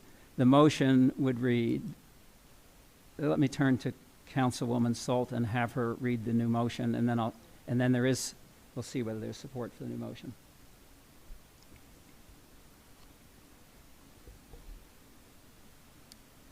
I can read the motion, and then what is the Then we'll fully see whether filled there's in? Then we'll see whether there's support for that motion, Okay, and then we'll okay, open it for okay. discussion. To issue a request for proposal by November 30th for a consultant to produce salary and benefit benchmarks and a personnel policy.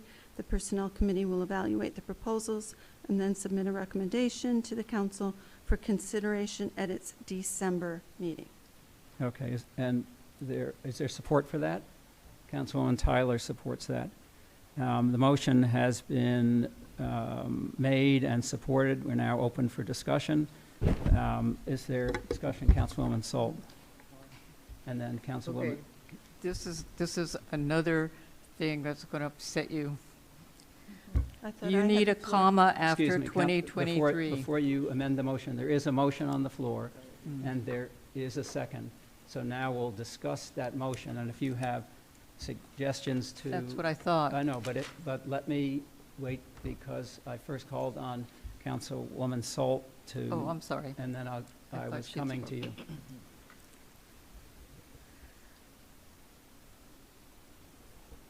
So the original motion, as stated, was passed at a closed council meeting on, I'm sorry.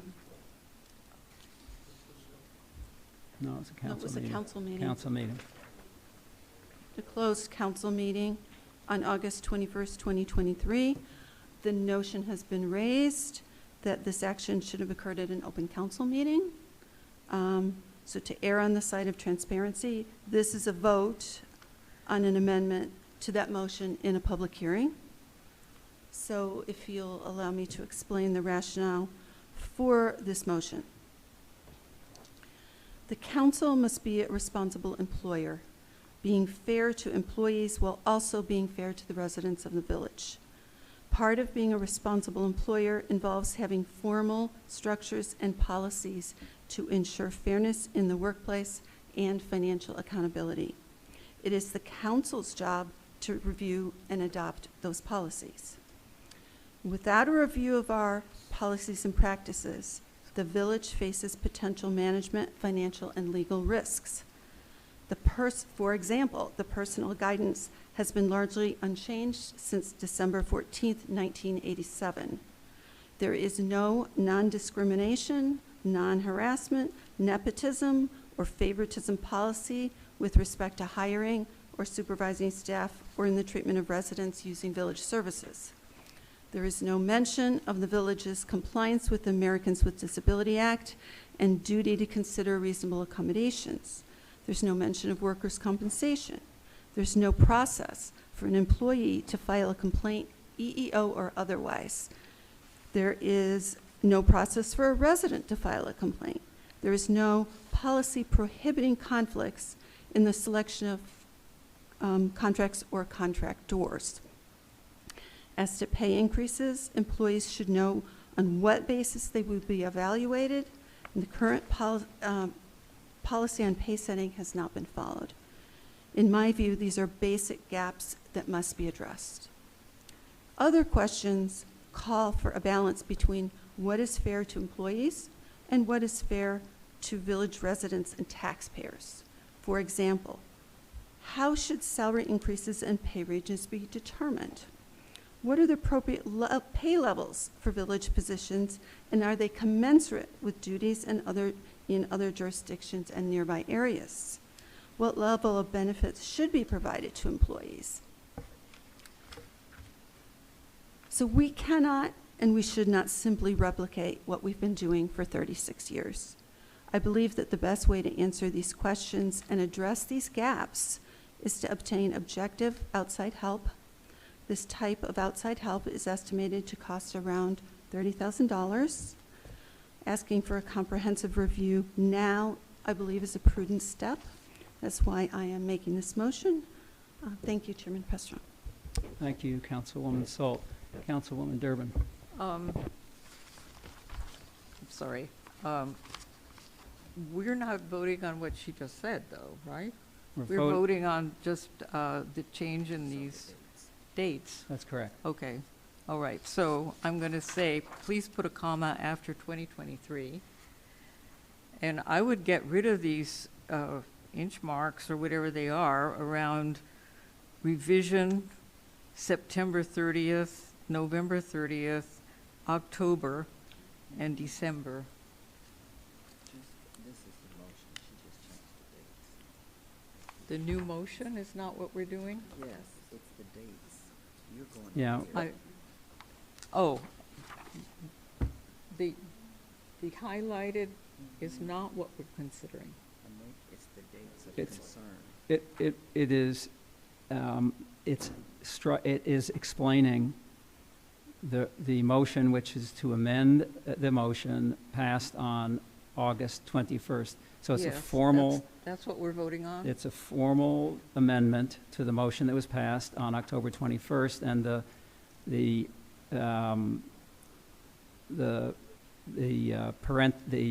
apostrophes around the words are consistent with how Robert's rules would reflect what terms are being stricken and what terms are being inserted. Okay, well then leave them in, but Okay. they just look kind of strange to me. Okay? But you do need a comma after 2023. Okay, that's not part of the current motion. Are you suggesting that as an amendment to the current motion? No, it's not in the current motion. All right, that's part of the explanation for the motion. The motion itself is I'm below. completely confused. Okay. Okay. Go ahead. Councilwoman Tyler. All right. The problem is, and the question is the highlight what we're voting on? And if that is the case, that is why she is saying 2023 needs a comma. Right. But the real issue is we're voting on the motion, which is stated here, where she scratched out the date and put in the new dates. Right. That's really the emotion. She's saying the motion are, the numbers are what is off. That's what it is. So yes, that is a comma up there, but this reflects this. All right. Excuse me. Let me see if I can. So the highlighted area will not be recorded anywhere formally. Let me turn to Councilwoman Salt, who made the motion, to explain the motion and the other language that's here. Thank you. In an attempt to follow Robert's Rules of Order, I made a motion that specifies precisely which words in the original motion Fine. were changed, or are proposed to change. And that's done with the single quotes? That's done with the single quotes. Mhm. So in essence, it's changing time, giving more time to accomplish the task at hand, and removing one That's- word. That's all. fine. That's fine. But you still do need a comma after the Okay, fine. 2023. So let me make Uh, sure, so if we approve the yellow, we're left with what's below the yellow? This is the meaning of it. Right, building. right. So we're just approving this. Right, which will with a leave, comma. which will leave us with this. Yes. Got it. Okay, so there's, is there unanimous consent that we can insert the comma where it's been suggested on this document? Okay. I hope So are there any further comments about this motion? Hearing none, I'd call for the question. All those in favor say aye. Aye. All those opposed, same sign. One opposed, Councilman Neesey. The motion passes. That takes us on to a discussion vote on the proposal from Securitas to provide pay increases for the village security guard. I'll turn to the village manager for this one. Okay, we have a proposal from Securitas, which is the security contractor that employs our security guard, Monica Milton, to give her either a $1 an hour or a $2 an hour raise, with the corresponding billing rate for the village. The current rate is $34.68 per hour. To give her a $2 an hour increase, which is what staff is recommending, that would increase our billing rate to $40.54 per hour, which roughly translates to just over $12,000 additional expense to the council, but only half of that would be in this current fiscal year because the raise would take effect in January. So it'd be just over $6,000 additional expense to the council to do this increase for the second half of the current fiscal year, and then into the next fiscal year for the other $6,000. Monica's doing a terrific job from our perspective. She's the only security guard parking enforcement person that we have, and she's single-handedly responsible for all of the parking ticket revenue that we received that was alluded to by Councilmember Durbin earlier. So we think a raise is appropriate for her. There's been a recommendation from the village manager. Is there support for that recommendation? Mayor White, is there a second for that? Councilwoman Durbin? A second. Okay. Is there discussion about the motion to approve the pay increases for the village security guard through the contract with Securitas? I have discussion. Councilwoman Solt and then Councilwoman Tyler. I'm interested to know if this was put out to bid, so we get some competition? No, it's just an increase for the current guard with the current company. There's no advertisement for bid unless we wanted to change guards and change security companies. Councilwoman Tyler? I have a question. I get into the numbers of what companies charge us and what the employee is made. So roughly looking at what we're paying now, and I'm just using this for comment for people to understand if you're not familiar with it.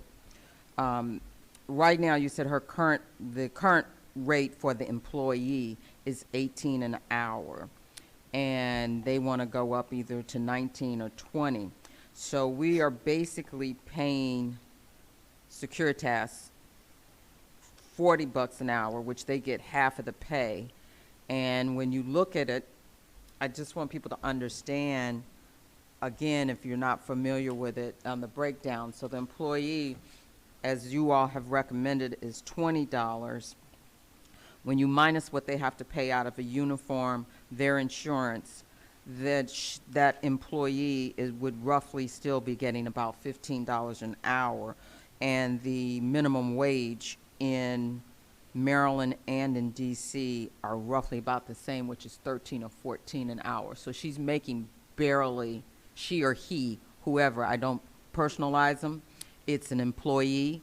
So Securitas pays barely minimum wage for that.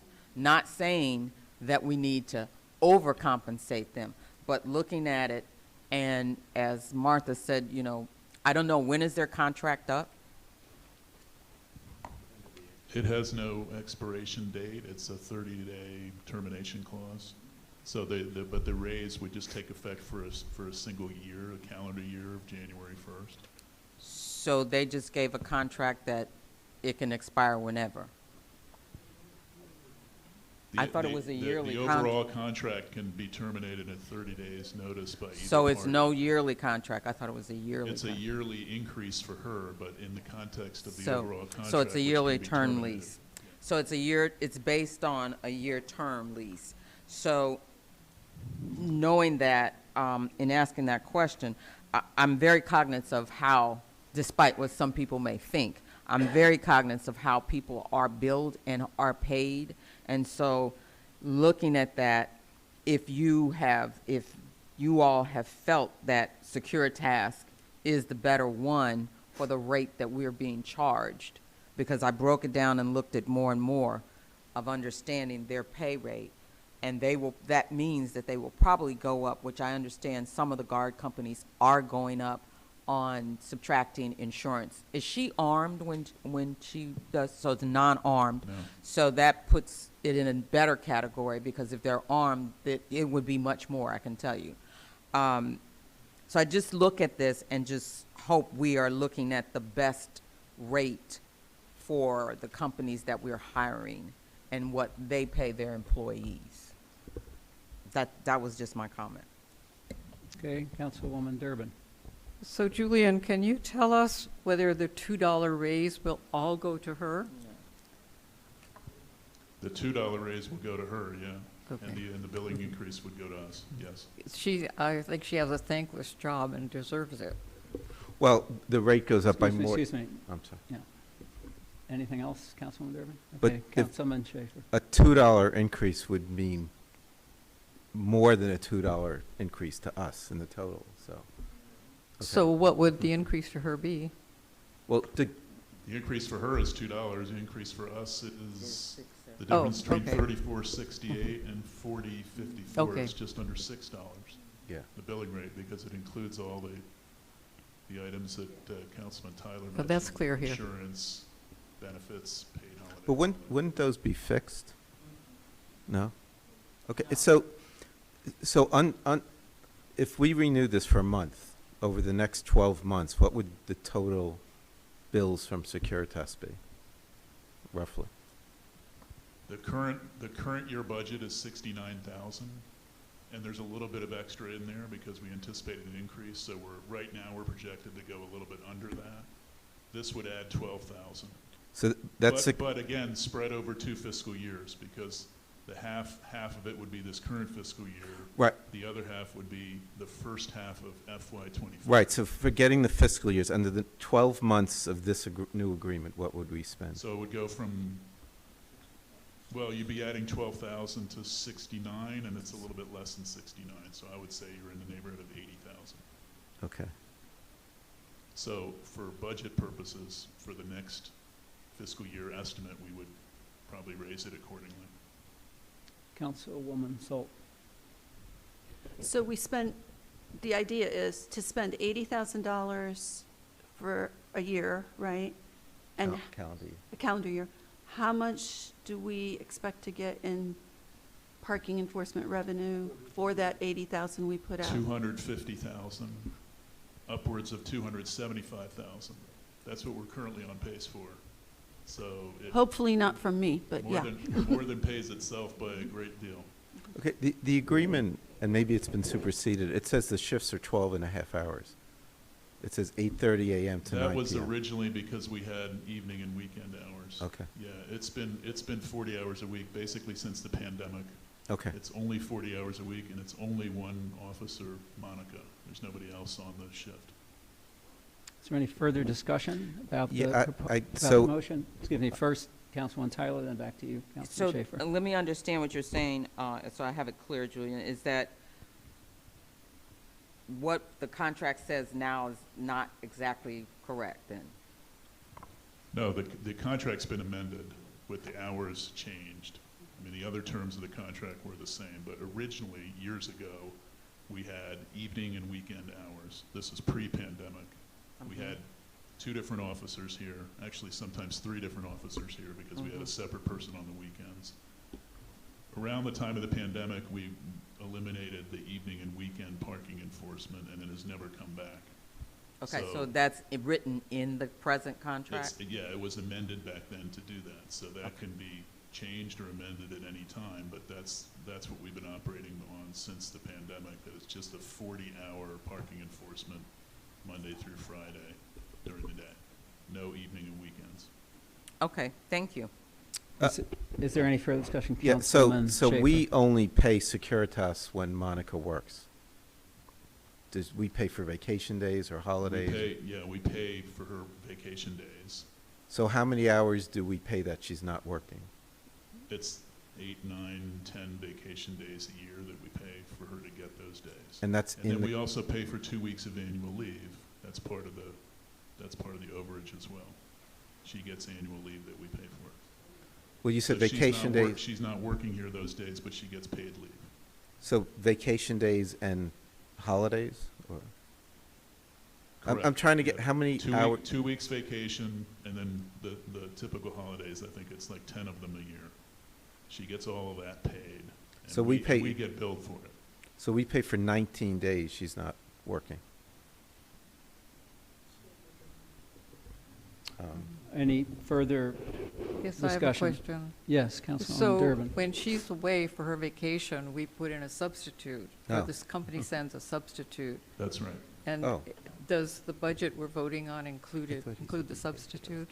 Yeah, I mean, the substitute comes No, he in said and works no. her shift, and we Yeah. pay for her, so we get, yeah.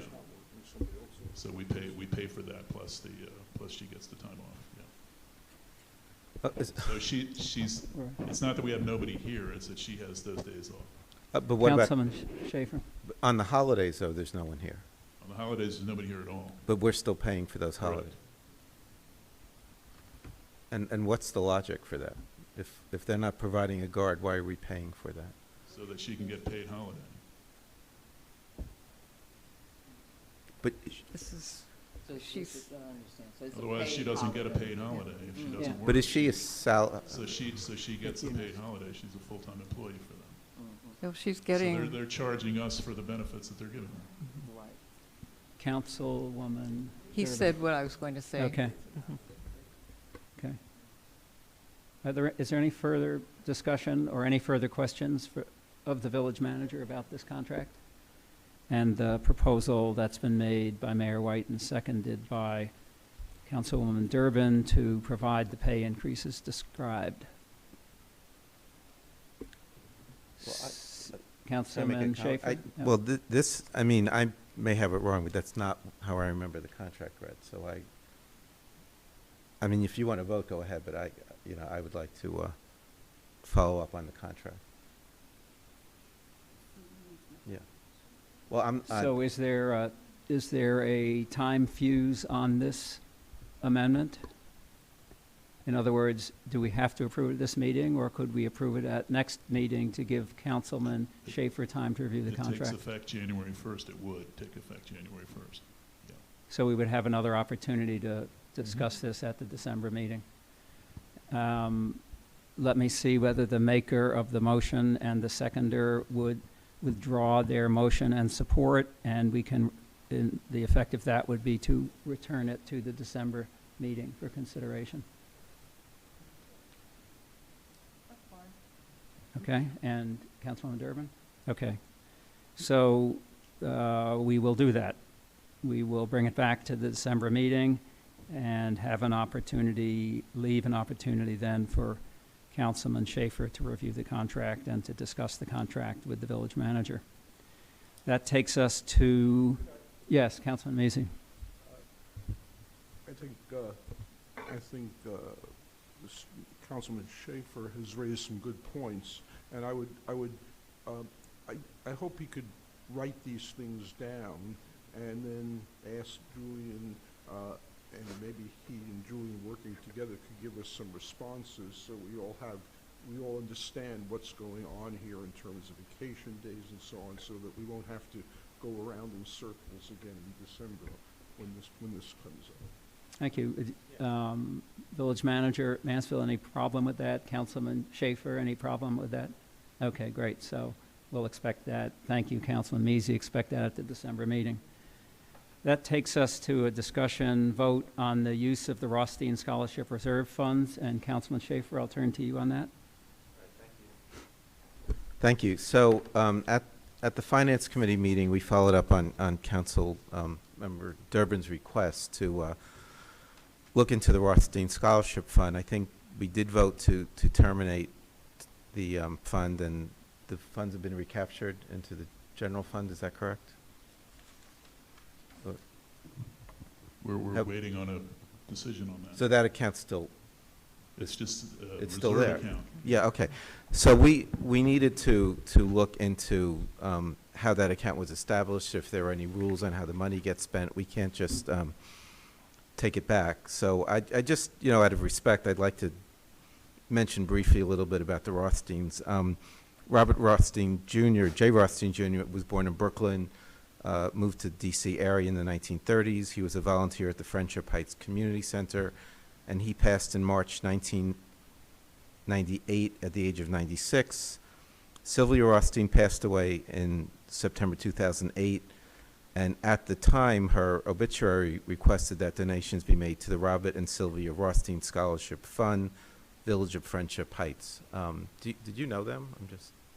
You did? Okay. Oh, okay. If you didn't, he said there's a picture of them in the library. So we tried to determine what our obligations were around spending the money. Julian did some research.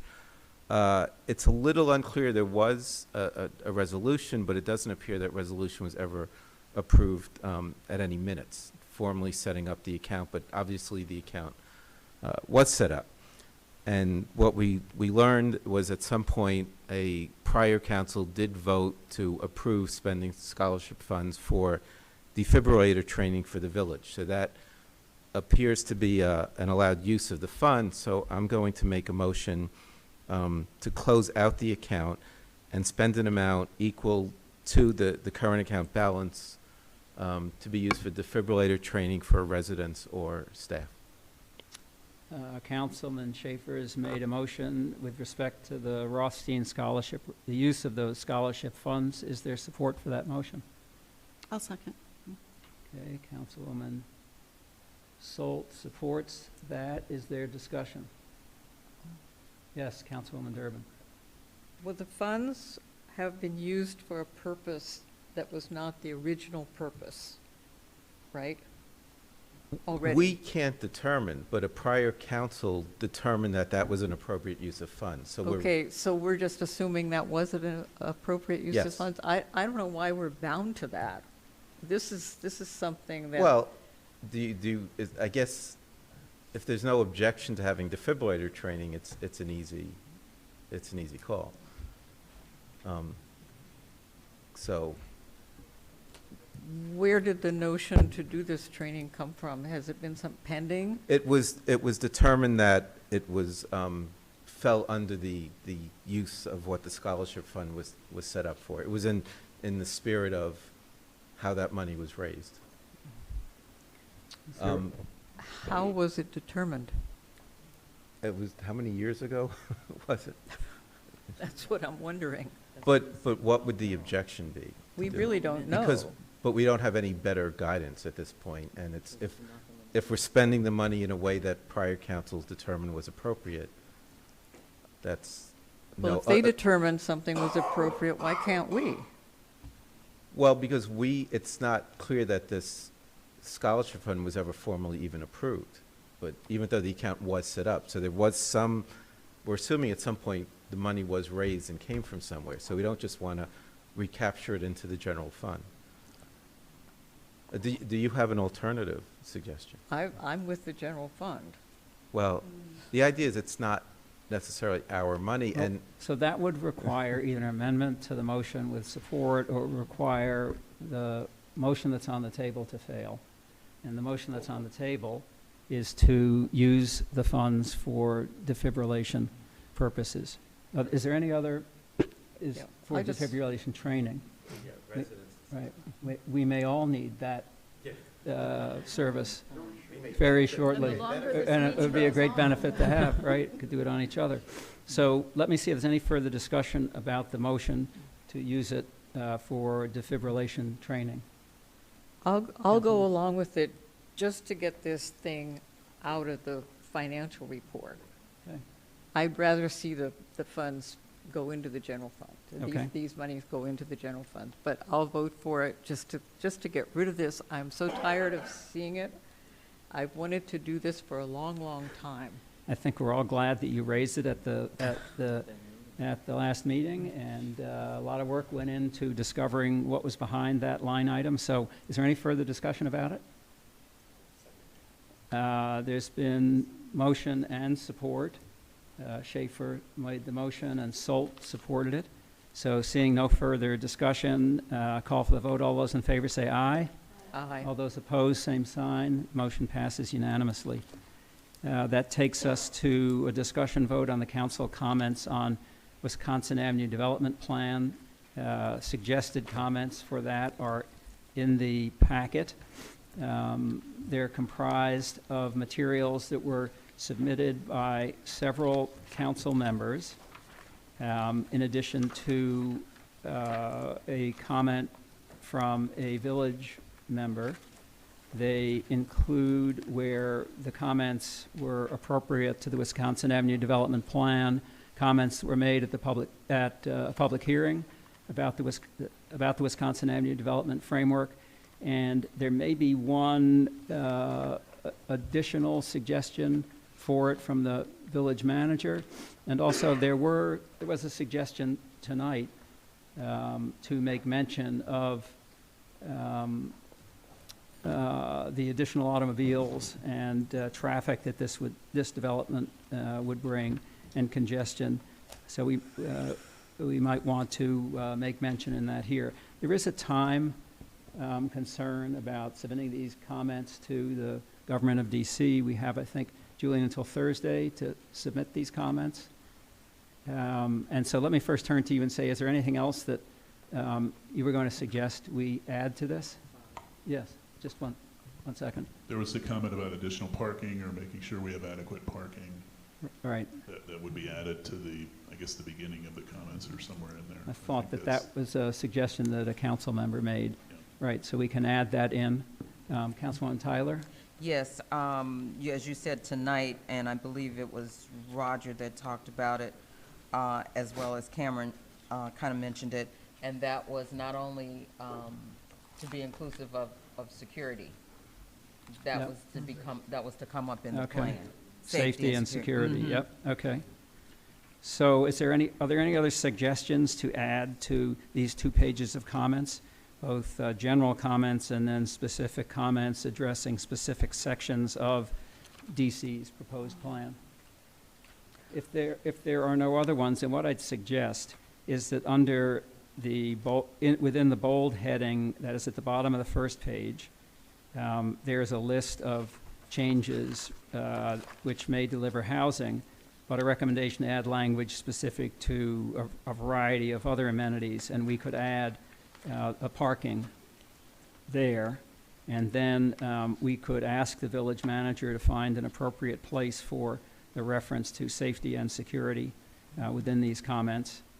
And with those friendly amendments, is there a motion to adopt these? Okay, motion by Solt, supported by Maisy. Any further discussion? Seeing none, I'll call. She has. Oh, go ahead, Councilwoman. I have a Solt. naive question here. What is this term? Rock Creek West. It's a term that's used within the plan to describe the part of DC that runs west from the western boundary of Rock Creek Park over to Wisconsin and western, basically. It's not a, yeah. Right, yep. I've not heard that term before. No, when people have looked through the plan, I don't think anyone has heard it before, but it's used and it will be understood in the comments. So if there are no further comments, then I'd call for the vote. All those in favor say aye. Aye. All those opposed, same sign. Motion passes unanimously. Then I'll direct it to the village manager to make the amendments to this and submit the comments on behalf of the council. The final item on the agenda for tonight is a discussion vote on the mission statement and recommendations from the Public Safety Committee. Turn to Councilwoman Tyler for these. Thank you. I'd like to thank the members of the committee for working on this, and those who were able to participate. Over the last 6 months, we've been working very hard just to gather information to get to this point where we are. And many of the residents participated in meetings as well as business people in the community and working along with the Montgomery County Police. As you see, we have our mission statement, our goals, and recommendations to the council. And these recommendations are based off of, as I said, from meetings that, town hall that we had with the residents, which is extremely helpful, as someone stated earlier in our meeting, of listening to the public and hearing what it is that you want and trying to see if we can meet some of those goals realistically and achievable, and that they are achievable. One of the recommendations is to get a total cost that includes but not limited to the cost of reflective paint, the cleaning and the labor for painting of that crosswalk strip, the stripes that are in the village. And I believe, Julian and Jason, we counted 14 of those stripes. And if you're not familiar with it, it's in the crosswalk. We all know where the brick and then the big strip. Then there's one little strip that sits alone by its little self. And that is the strip that we're talking about, is to find a reflective paint that will give us some more sheen, which was interesting to hear. The county's plan is inclusive of that as well. And we think that that will give some light and some glimmer to stop cars even more than what they are now, because I've watched it different hours where cars don't even, if you even have your high beams on, you don't pay attention to that little strip. So we're looking to get those costs, and that I've done this before in other communities that I've resided in, and the paint is anywhere from, I think it's $30 to maybe $70 a gallon. So we just have to see how many gallons will be needed in all this to paint all the 14 stripes. The other is a program that we are working with Montgomery County PD, Police Department. They have two programs that we've talked with them about, and one is their free program on security cameras, not speed cameras, security cameras that are for the business districts in Montgomery County, that there are certain requirements that you have to meet in order to get into this free camera program. And those requirements that, unfortunately, we do meet it, but fortunately we do meet it, is for a high crime area. And the business section of Friendship Heights does meet the requirements for a high crime, high theft area. And with that, we would be able to be part of their free camera program, which means that they would do the installation, provide the cameras, and monitor those cameras in the business area. And I think if we could get into that program, I'm sure all of the businesses on that, in that strip, would be very happy to be a part of that. The other is that we've been talking to Montgomery County also to be a partnership program, which has been going on forever. But if we can get into a program with them to, if we decide to do cameras, security cameras within the village residential part, we would have to purchase those cameras, and we had talked about anywhere possibly 5 cameras. Exactly where they'll be positioned, we don't know, because we have to do a test in the evening to see how much light comes through, because we have a lot of trees that cover the area, so we have to make sure we know exactly where we're putting them to be able to capture whatever it is that we want to make sure that it's monitored. And once we purchase the cameras, then we would get into the program with them where they do the installation, which is very expensive, and the monitoring, which is also very expensive, as I've done that on my own with my own business for clients. Monitoring alone runs you about $2,000 a month. So if we can get into a program and a partnership with Montgomery County to take over the installation, the monitoring, and the maintenance of those cameras, that would be quite a bit of savings. And those cameras are $5,000 a piece. I'm waiting to get back to find out what the process and how long it takes us to get into the program. We just need to know if people want to do that. The other is that we're looking at different types of road barriers, and those road barriers consist of either humps, strips, or rumble strips. And we are waiting to get some more information on that and our options, order time, and exactly how much they cost, which would include the installation, the maintenance, and the warranty on them. I'm also waiting to, I've been working with a contact in the district the district just recently finished a newly major traffic study on their streets, which include residential areas, to determine best ways for barriers and looking at lighting, looking at crosswalks, looking at road barriers, the rumble strips, the humps, whatever, which works best. And so the person I've been working with there, they are almost finished with the final result, and I want to find out what they found out in their traffic study as well. So the committee is just looking at right now to get your approval, and if there's any discussion on the 3 recommendations that I've talked about, we're open for discussion. So is that a motion to adopt the document that's called Establishment of the Friendship Heights Village Safety and Security Committee? Yes, it is. Okay, is there support for that motion? I'll second it. Councilwoman Schultz seconds Councilwoman Tyler's motion. Discussion on the motion. Councilwoman Durbin. Yes. Microphone on.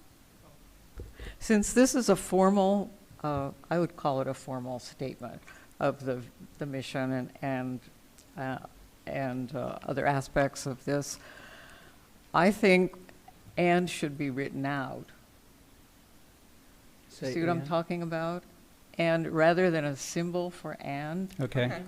Write that Ampersand. out. Right, go ahead. And then where we have mission, instead of our mission, I would say exactly whose mission this is. The mission of, and then the would be the Safety and Security Committee. Okay. Just state whose mission. And then I have a question for the second bullet under recommendations to the council. Okay, we have a quote, or is it a quote mark before barriers, and it looks to me like it's never closed. So you're suggesting to put a quote mark after the S in Yes. barriers? Mhm. Okay. I have that down. Okay. Barriers should be in quotes, the Right. word. Okay, anything else? I don't know, I'm asking. Yes. Okay, that's, I think that's it. Just a minute. Well, I'll see Yeah. one, and I'll raise you one, Councilwoman Durbin, because I think under the second bullet in goals, at the last word in that line is boarding, which should be bordering. Where is this? So without, under goals, which is. Oh, goals, Right. goals. And then go to Right, the right. second bullet. It says boarding right now, it should say bordering. Okay. So that's, Well, I'll do another one then. no. I think we need consistent punctuation in these bullets. Do you see Okay. what I'm saying? We can do that. We can Yeah. direct that that be done without Mm-hmm. going through each one. Any further discussion? Councilman Measy? Yeah, I want to make certain I understand, and Cheryl's very helpful. She's responded to a number of my questions by email this morning. My understanding is at this point, we're approving the strategy. We're not authorizing money, or we're not purchasing cameras right now or anything of that sort by this particular motion now. Because it seems to me, as Cheryl's explained it, that, you know, if we buy these cameras, if we have an arrangement with the county where they're going to do the installation and monitoring and all that, that seems like a great deal. If we buy these cameras and we're doing installation and monitoring and so on, it becomes a much more expensive undertaking for the village. So it seems to me that we're not going to be authorizing the camera purchase until we find out whether or not we have this arrangement. And if we have this arrangement, that's great, and I'm happy to support the camera thing of it. So am I correct in assuming we're endorsing right now the strategy that's outlined here, and of course also the painting and the crosswalks and all that, and so on.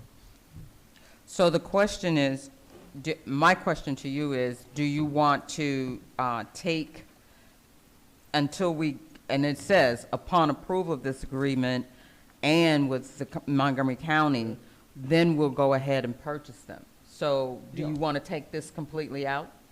Well, You just would like to have another approval I'd like to step have once the agreements are struck. I want to know, I want to see what we get from the county and see the details there, and then I'm happy. By no means am I suggesting, there is no if, and, or in buying the cameras, because we can't afford, I can tell you, we can't afford to spend to do the installation and the monitoring. So that by no means is recommended in here. But if you would like to say, we just take anything, we're waiting for everything to be approved.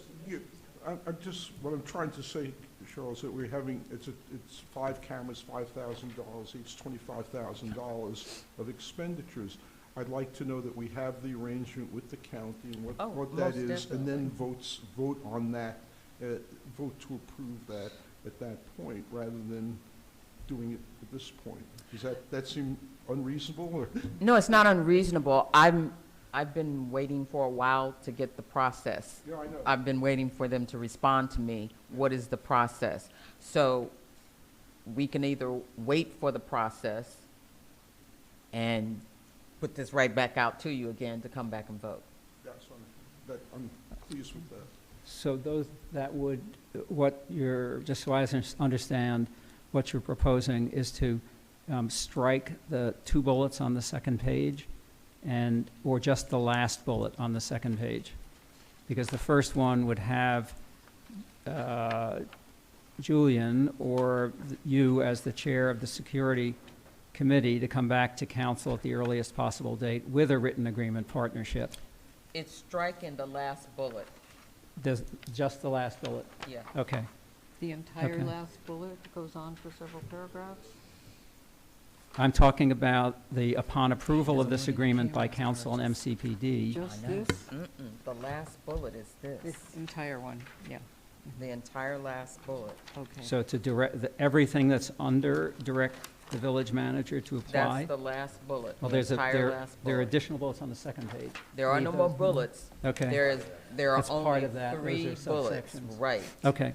Yes. So is there further discussion before I see if there's an amended, a motion to amend what's here to strike that last bullet? Councilwoman Salt.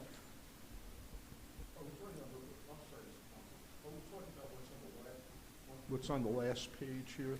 Or actually, I think what Councilwoman Right. Tyler has suggested is, Oh, on the all of- first page, strike that last bullet and everything else that's under it. That's where the bullet begins. I wasn't sure where the bullet. The last bullet starts on the first page and it has 2 paragraphs on the other side.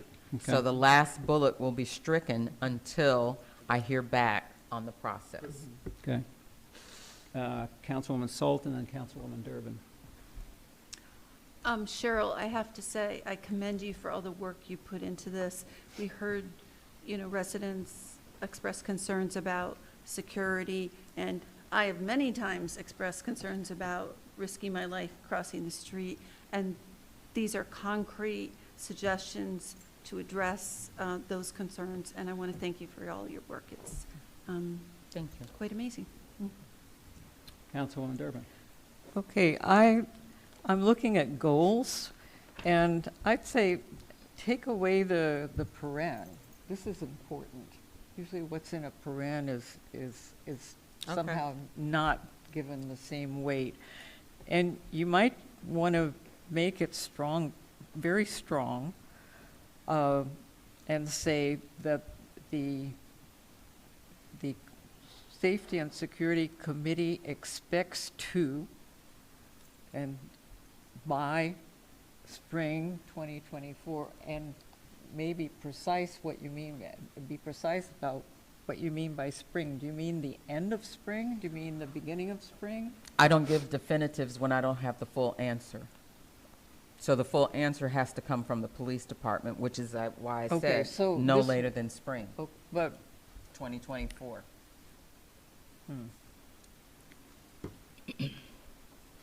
Okay, so are there other suggestions? Let me see if I have captured and first ask whether Councilwoman Tyler and Councilwoman Salt would like to accept amendments to that have been described. I can describe the amendments that I heard, and then if you accept them, Councilwoman Salt? I can tell you right now, I'll accept them, so. Okay, okay. Yeah. So what I understood was strike the ampersand, insert and, adjust under the mission statement to say the mission of the committee, to strike the parentheses to give emphasis in the second bullet under goals, to amend it to say bordering rather than boarding, to assure consistent punctuation in each section, goals and recommendations, and then to strike the third bullet, which includes the 2 paragraphs on the second page. So that would be, are those amendments acceptable? Yes. Okay, and Councilwoman Durbin? There's one more that needs to be inserted. This information should include but not limited to. It should be, this information should include but not be limited to. Okay, fine. That one too. So Councilwoman Tyler, you accept those amendments. Councilwoman Salt, you accept the amendments? Is there any further discussion? Hearing none, seeing none. All those in favor of the amended motion, say aye. All those opposed? Councilwoman Durbin? Oh, I did. No. Are you in support of it? Oh. Aye? I Okay. didn't hear you. Say aye. The motion passes unanimously. Thank you all. Thank you, Councilwoman Tyler. That brings us to the end of our formal agenda. Let me see, as I usually do, whether there are comments that anyone else would like to make. Okay. And I see, go ahead, Councilwoman. I'm sorry, Durbin. I should have brought this up earlier, but on the financial statement where we have assets, the assets, and this was never done before, I don't think. The assets include 4608 North Park Avenue, but that's not the only piece of property that the village owns. So in the future, will you, is it just going to be that one asset, that one piece of property among the assets? Councilman Schaefer. We Well, own this building, don't we? Yeah, I thought that was going to get changed, because we've had that discussion. But So we'll look to have that changed in the next, Yeah. in the next financial report. Councilwoman Durbin, anything else? Let me then call on Councilwoman Tyler. Yes, thank you. I'd like to make a comment based on a inappropriate and what I thought was a very rude comment that was made earlier. When we start picking out people and highlighting people because you may not agree or you have incorrect information and make accusations, it takes us down a road that really, as my mother would say, is not nice. The 4 of us, as it was pointed out, and maybe it would behoove people to learn what committees each of us sit on. I have attended several committee meetings that I am not on that committee. And I, as a resident, have the right to attend meetings just like anybody else does. I think it's imperative that when you start belittling people in a public meeting and saying that we need to be more knowledgeable, we don't have the skill sets, and we need to catch up and get on board. Well, these 4 that you have pointed out aren't going to get on board with repetitive issues that have happened. It is our job in our positions to ask questions, to find out answers, so that we make the best recommendation on behalf not of ourselves, but on behalf of the residents of this community. And I take offense personally. I don't speak for all 4 new people, but I personally take offense when I am accused and my credibility is disparaged in front of a public group under no reasons that are necessary. And I think going forward, we need to understand that everybody has the right to choose to serve in a voluntary capacity. There have been people before us, and trust me, there will be people after us.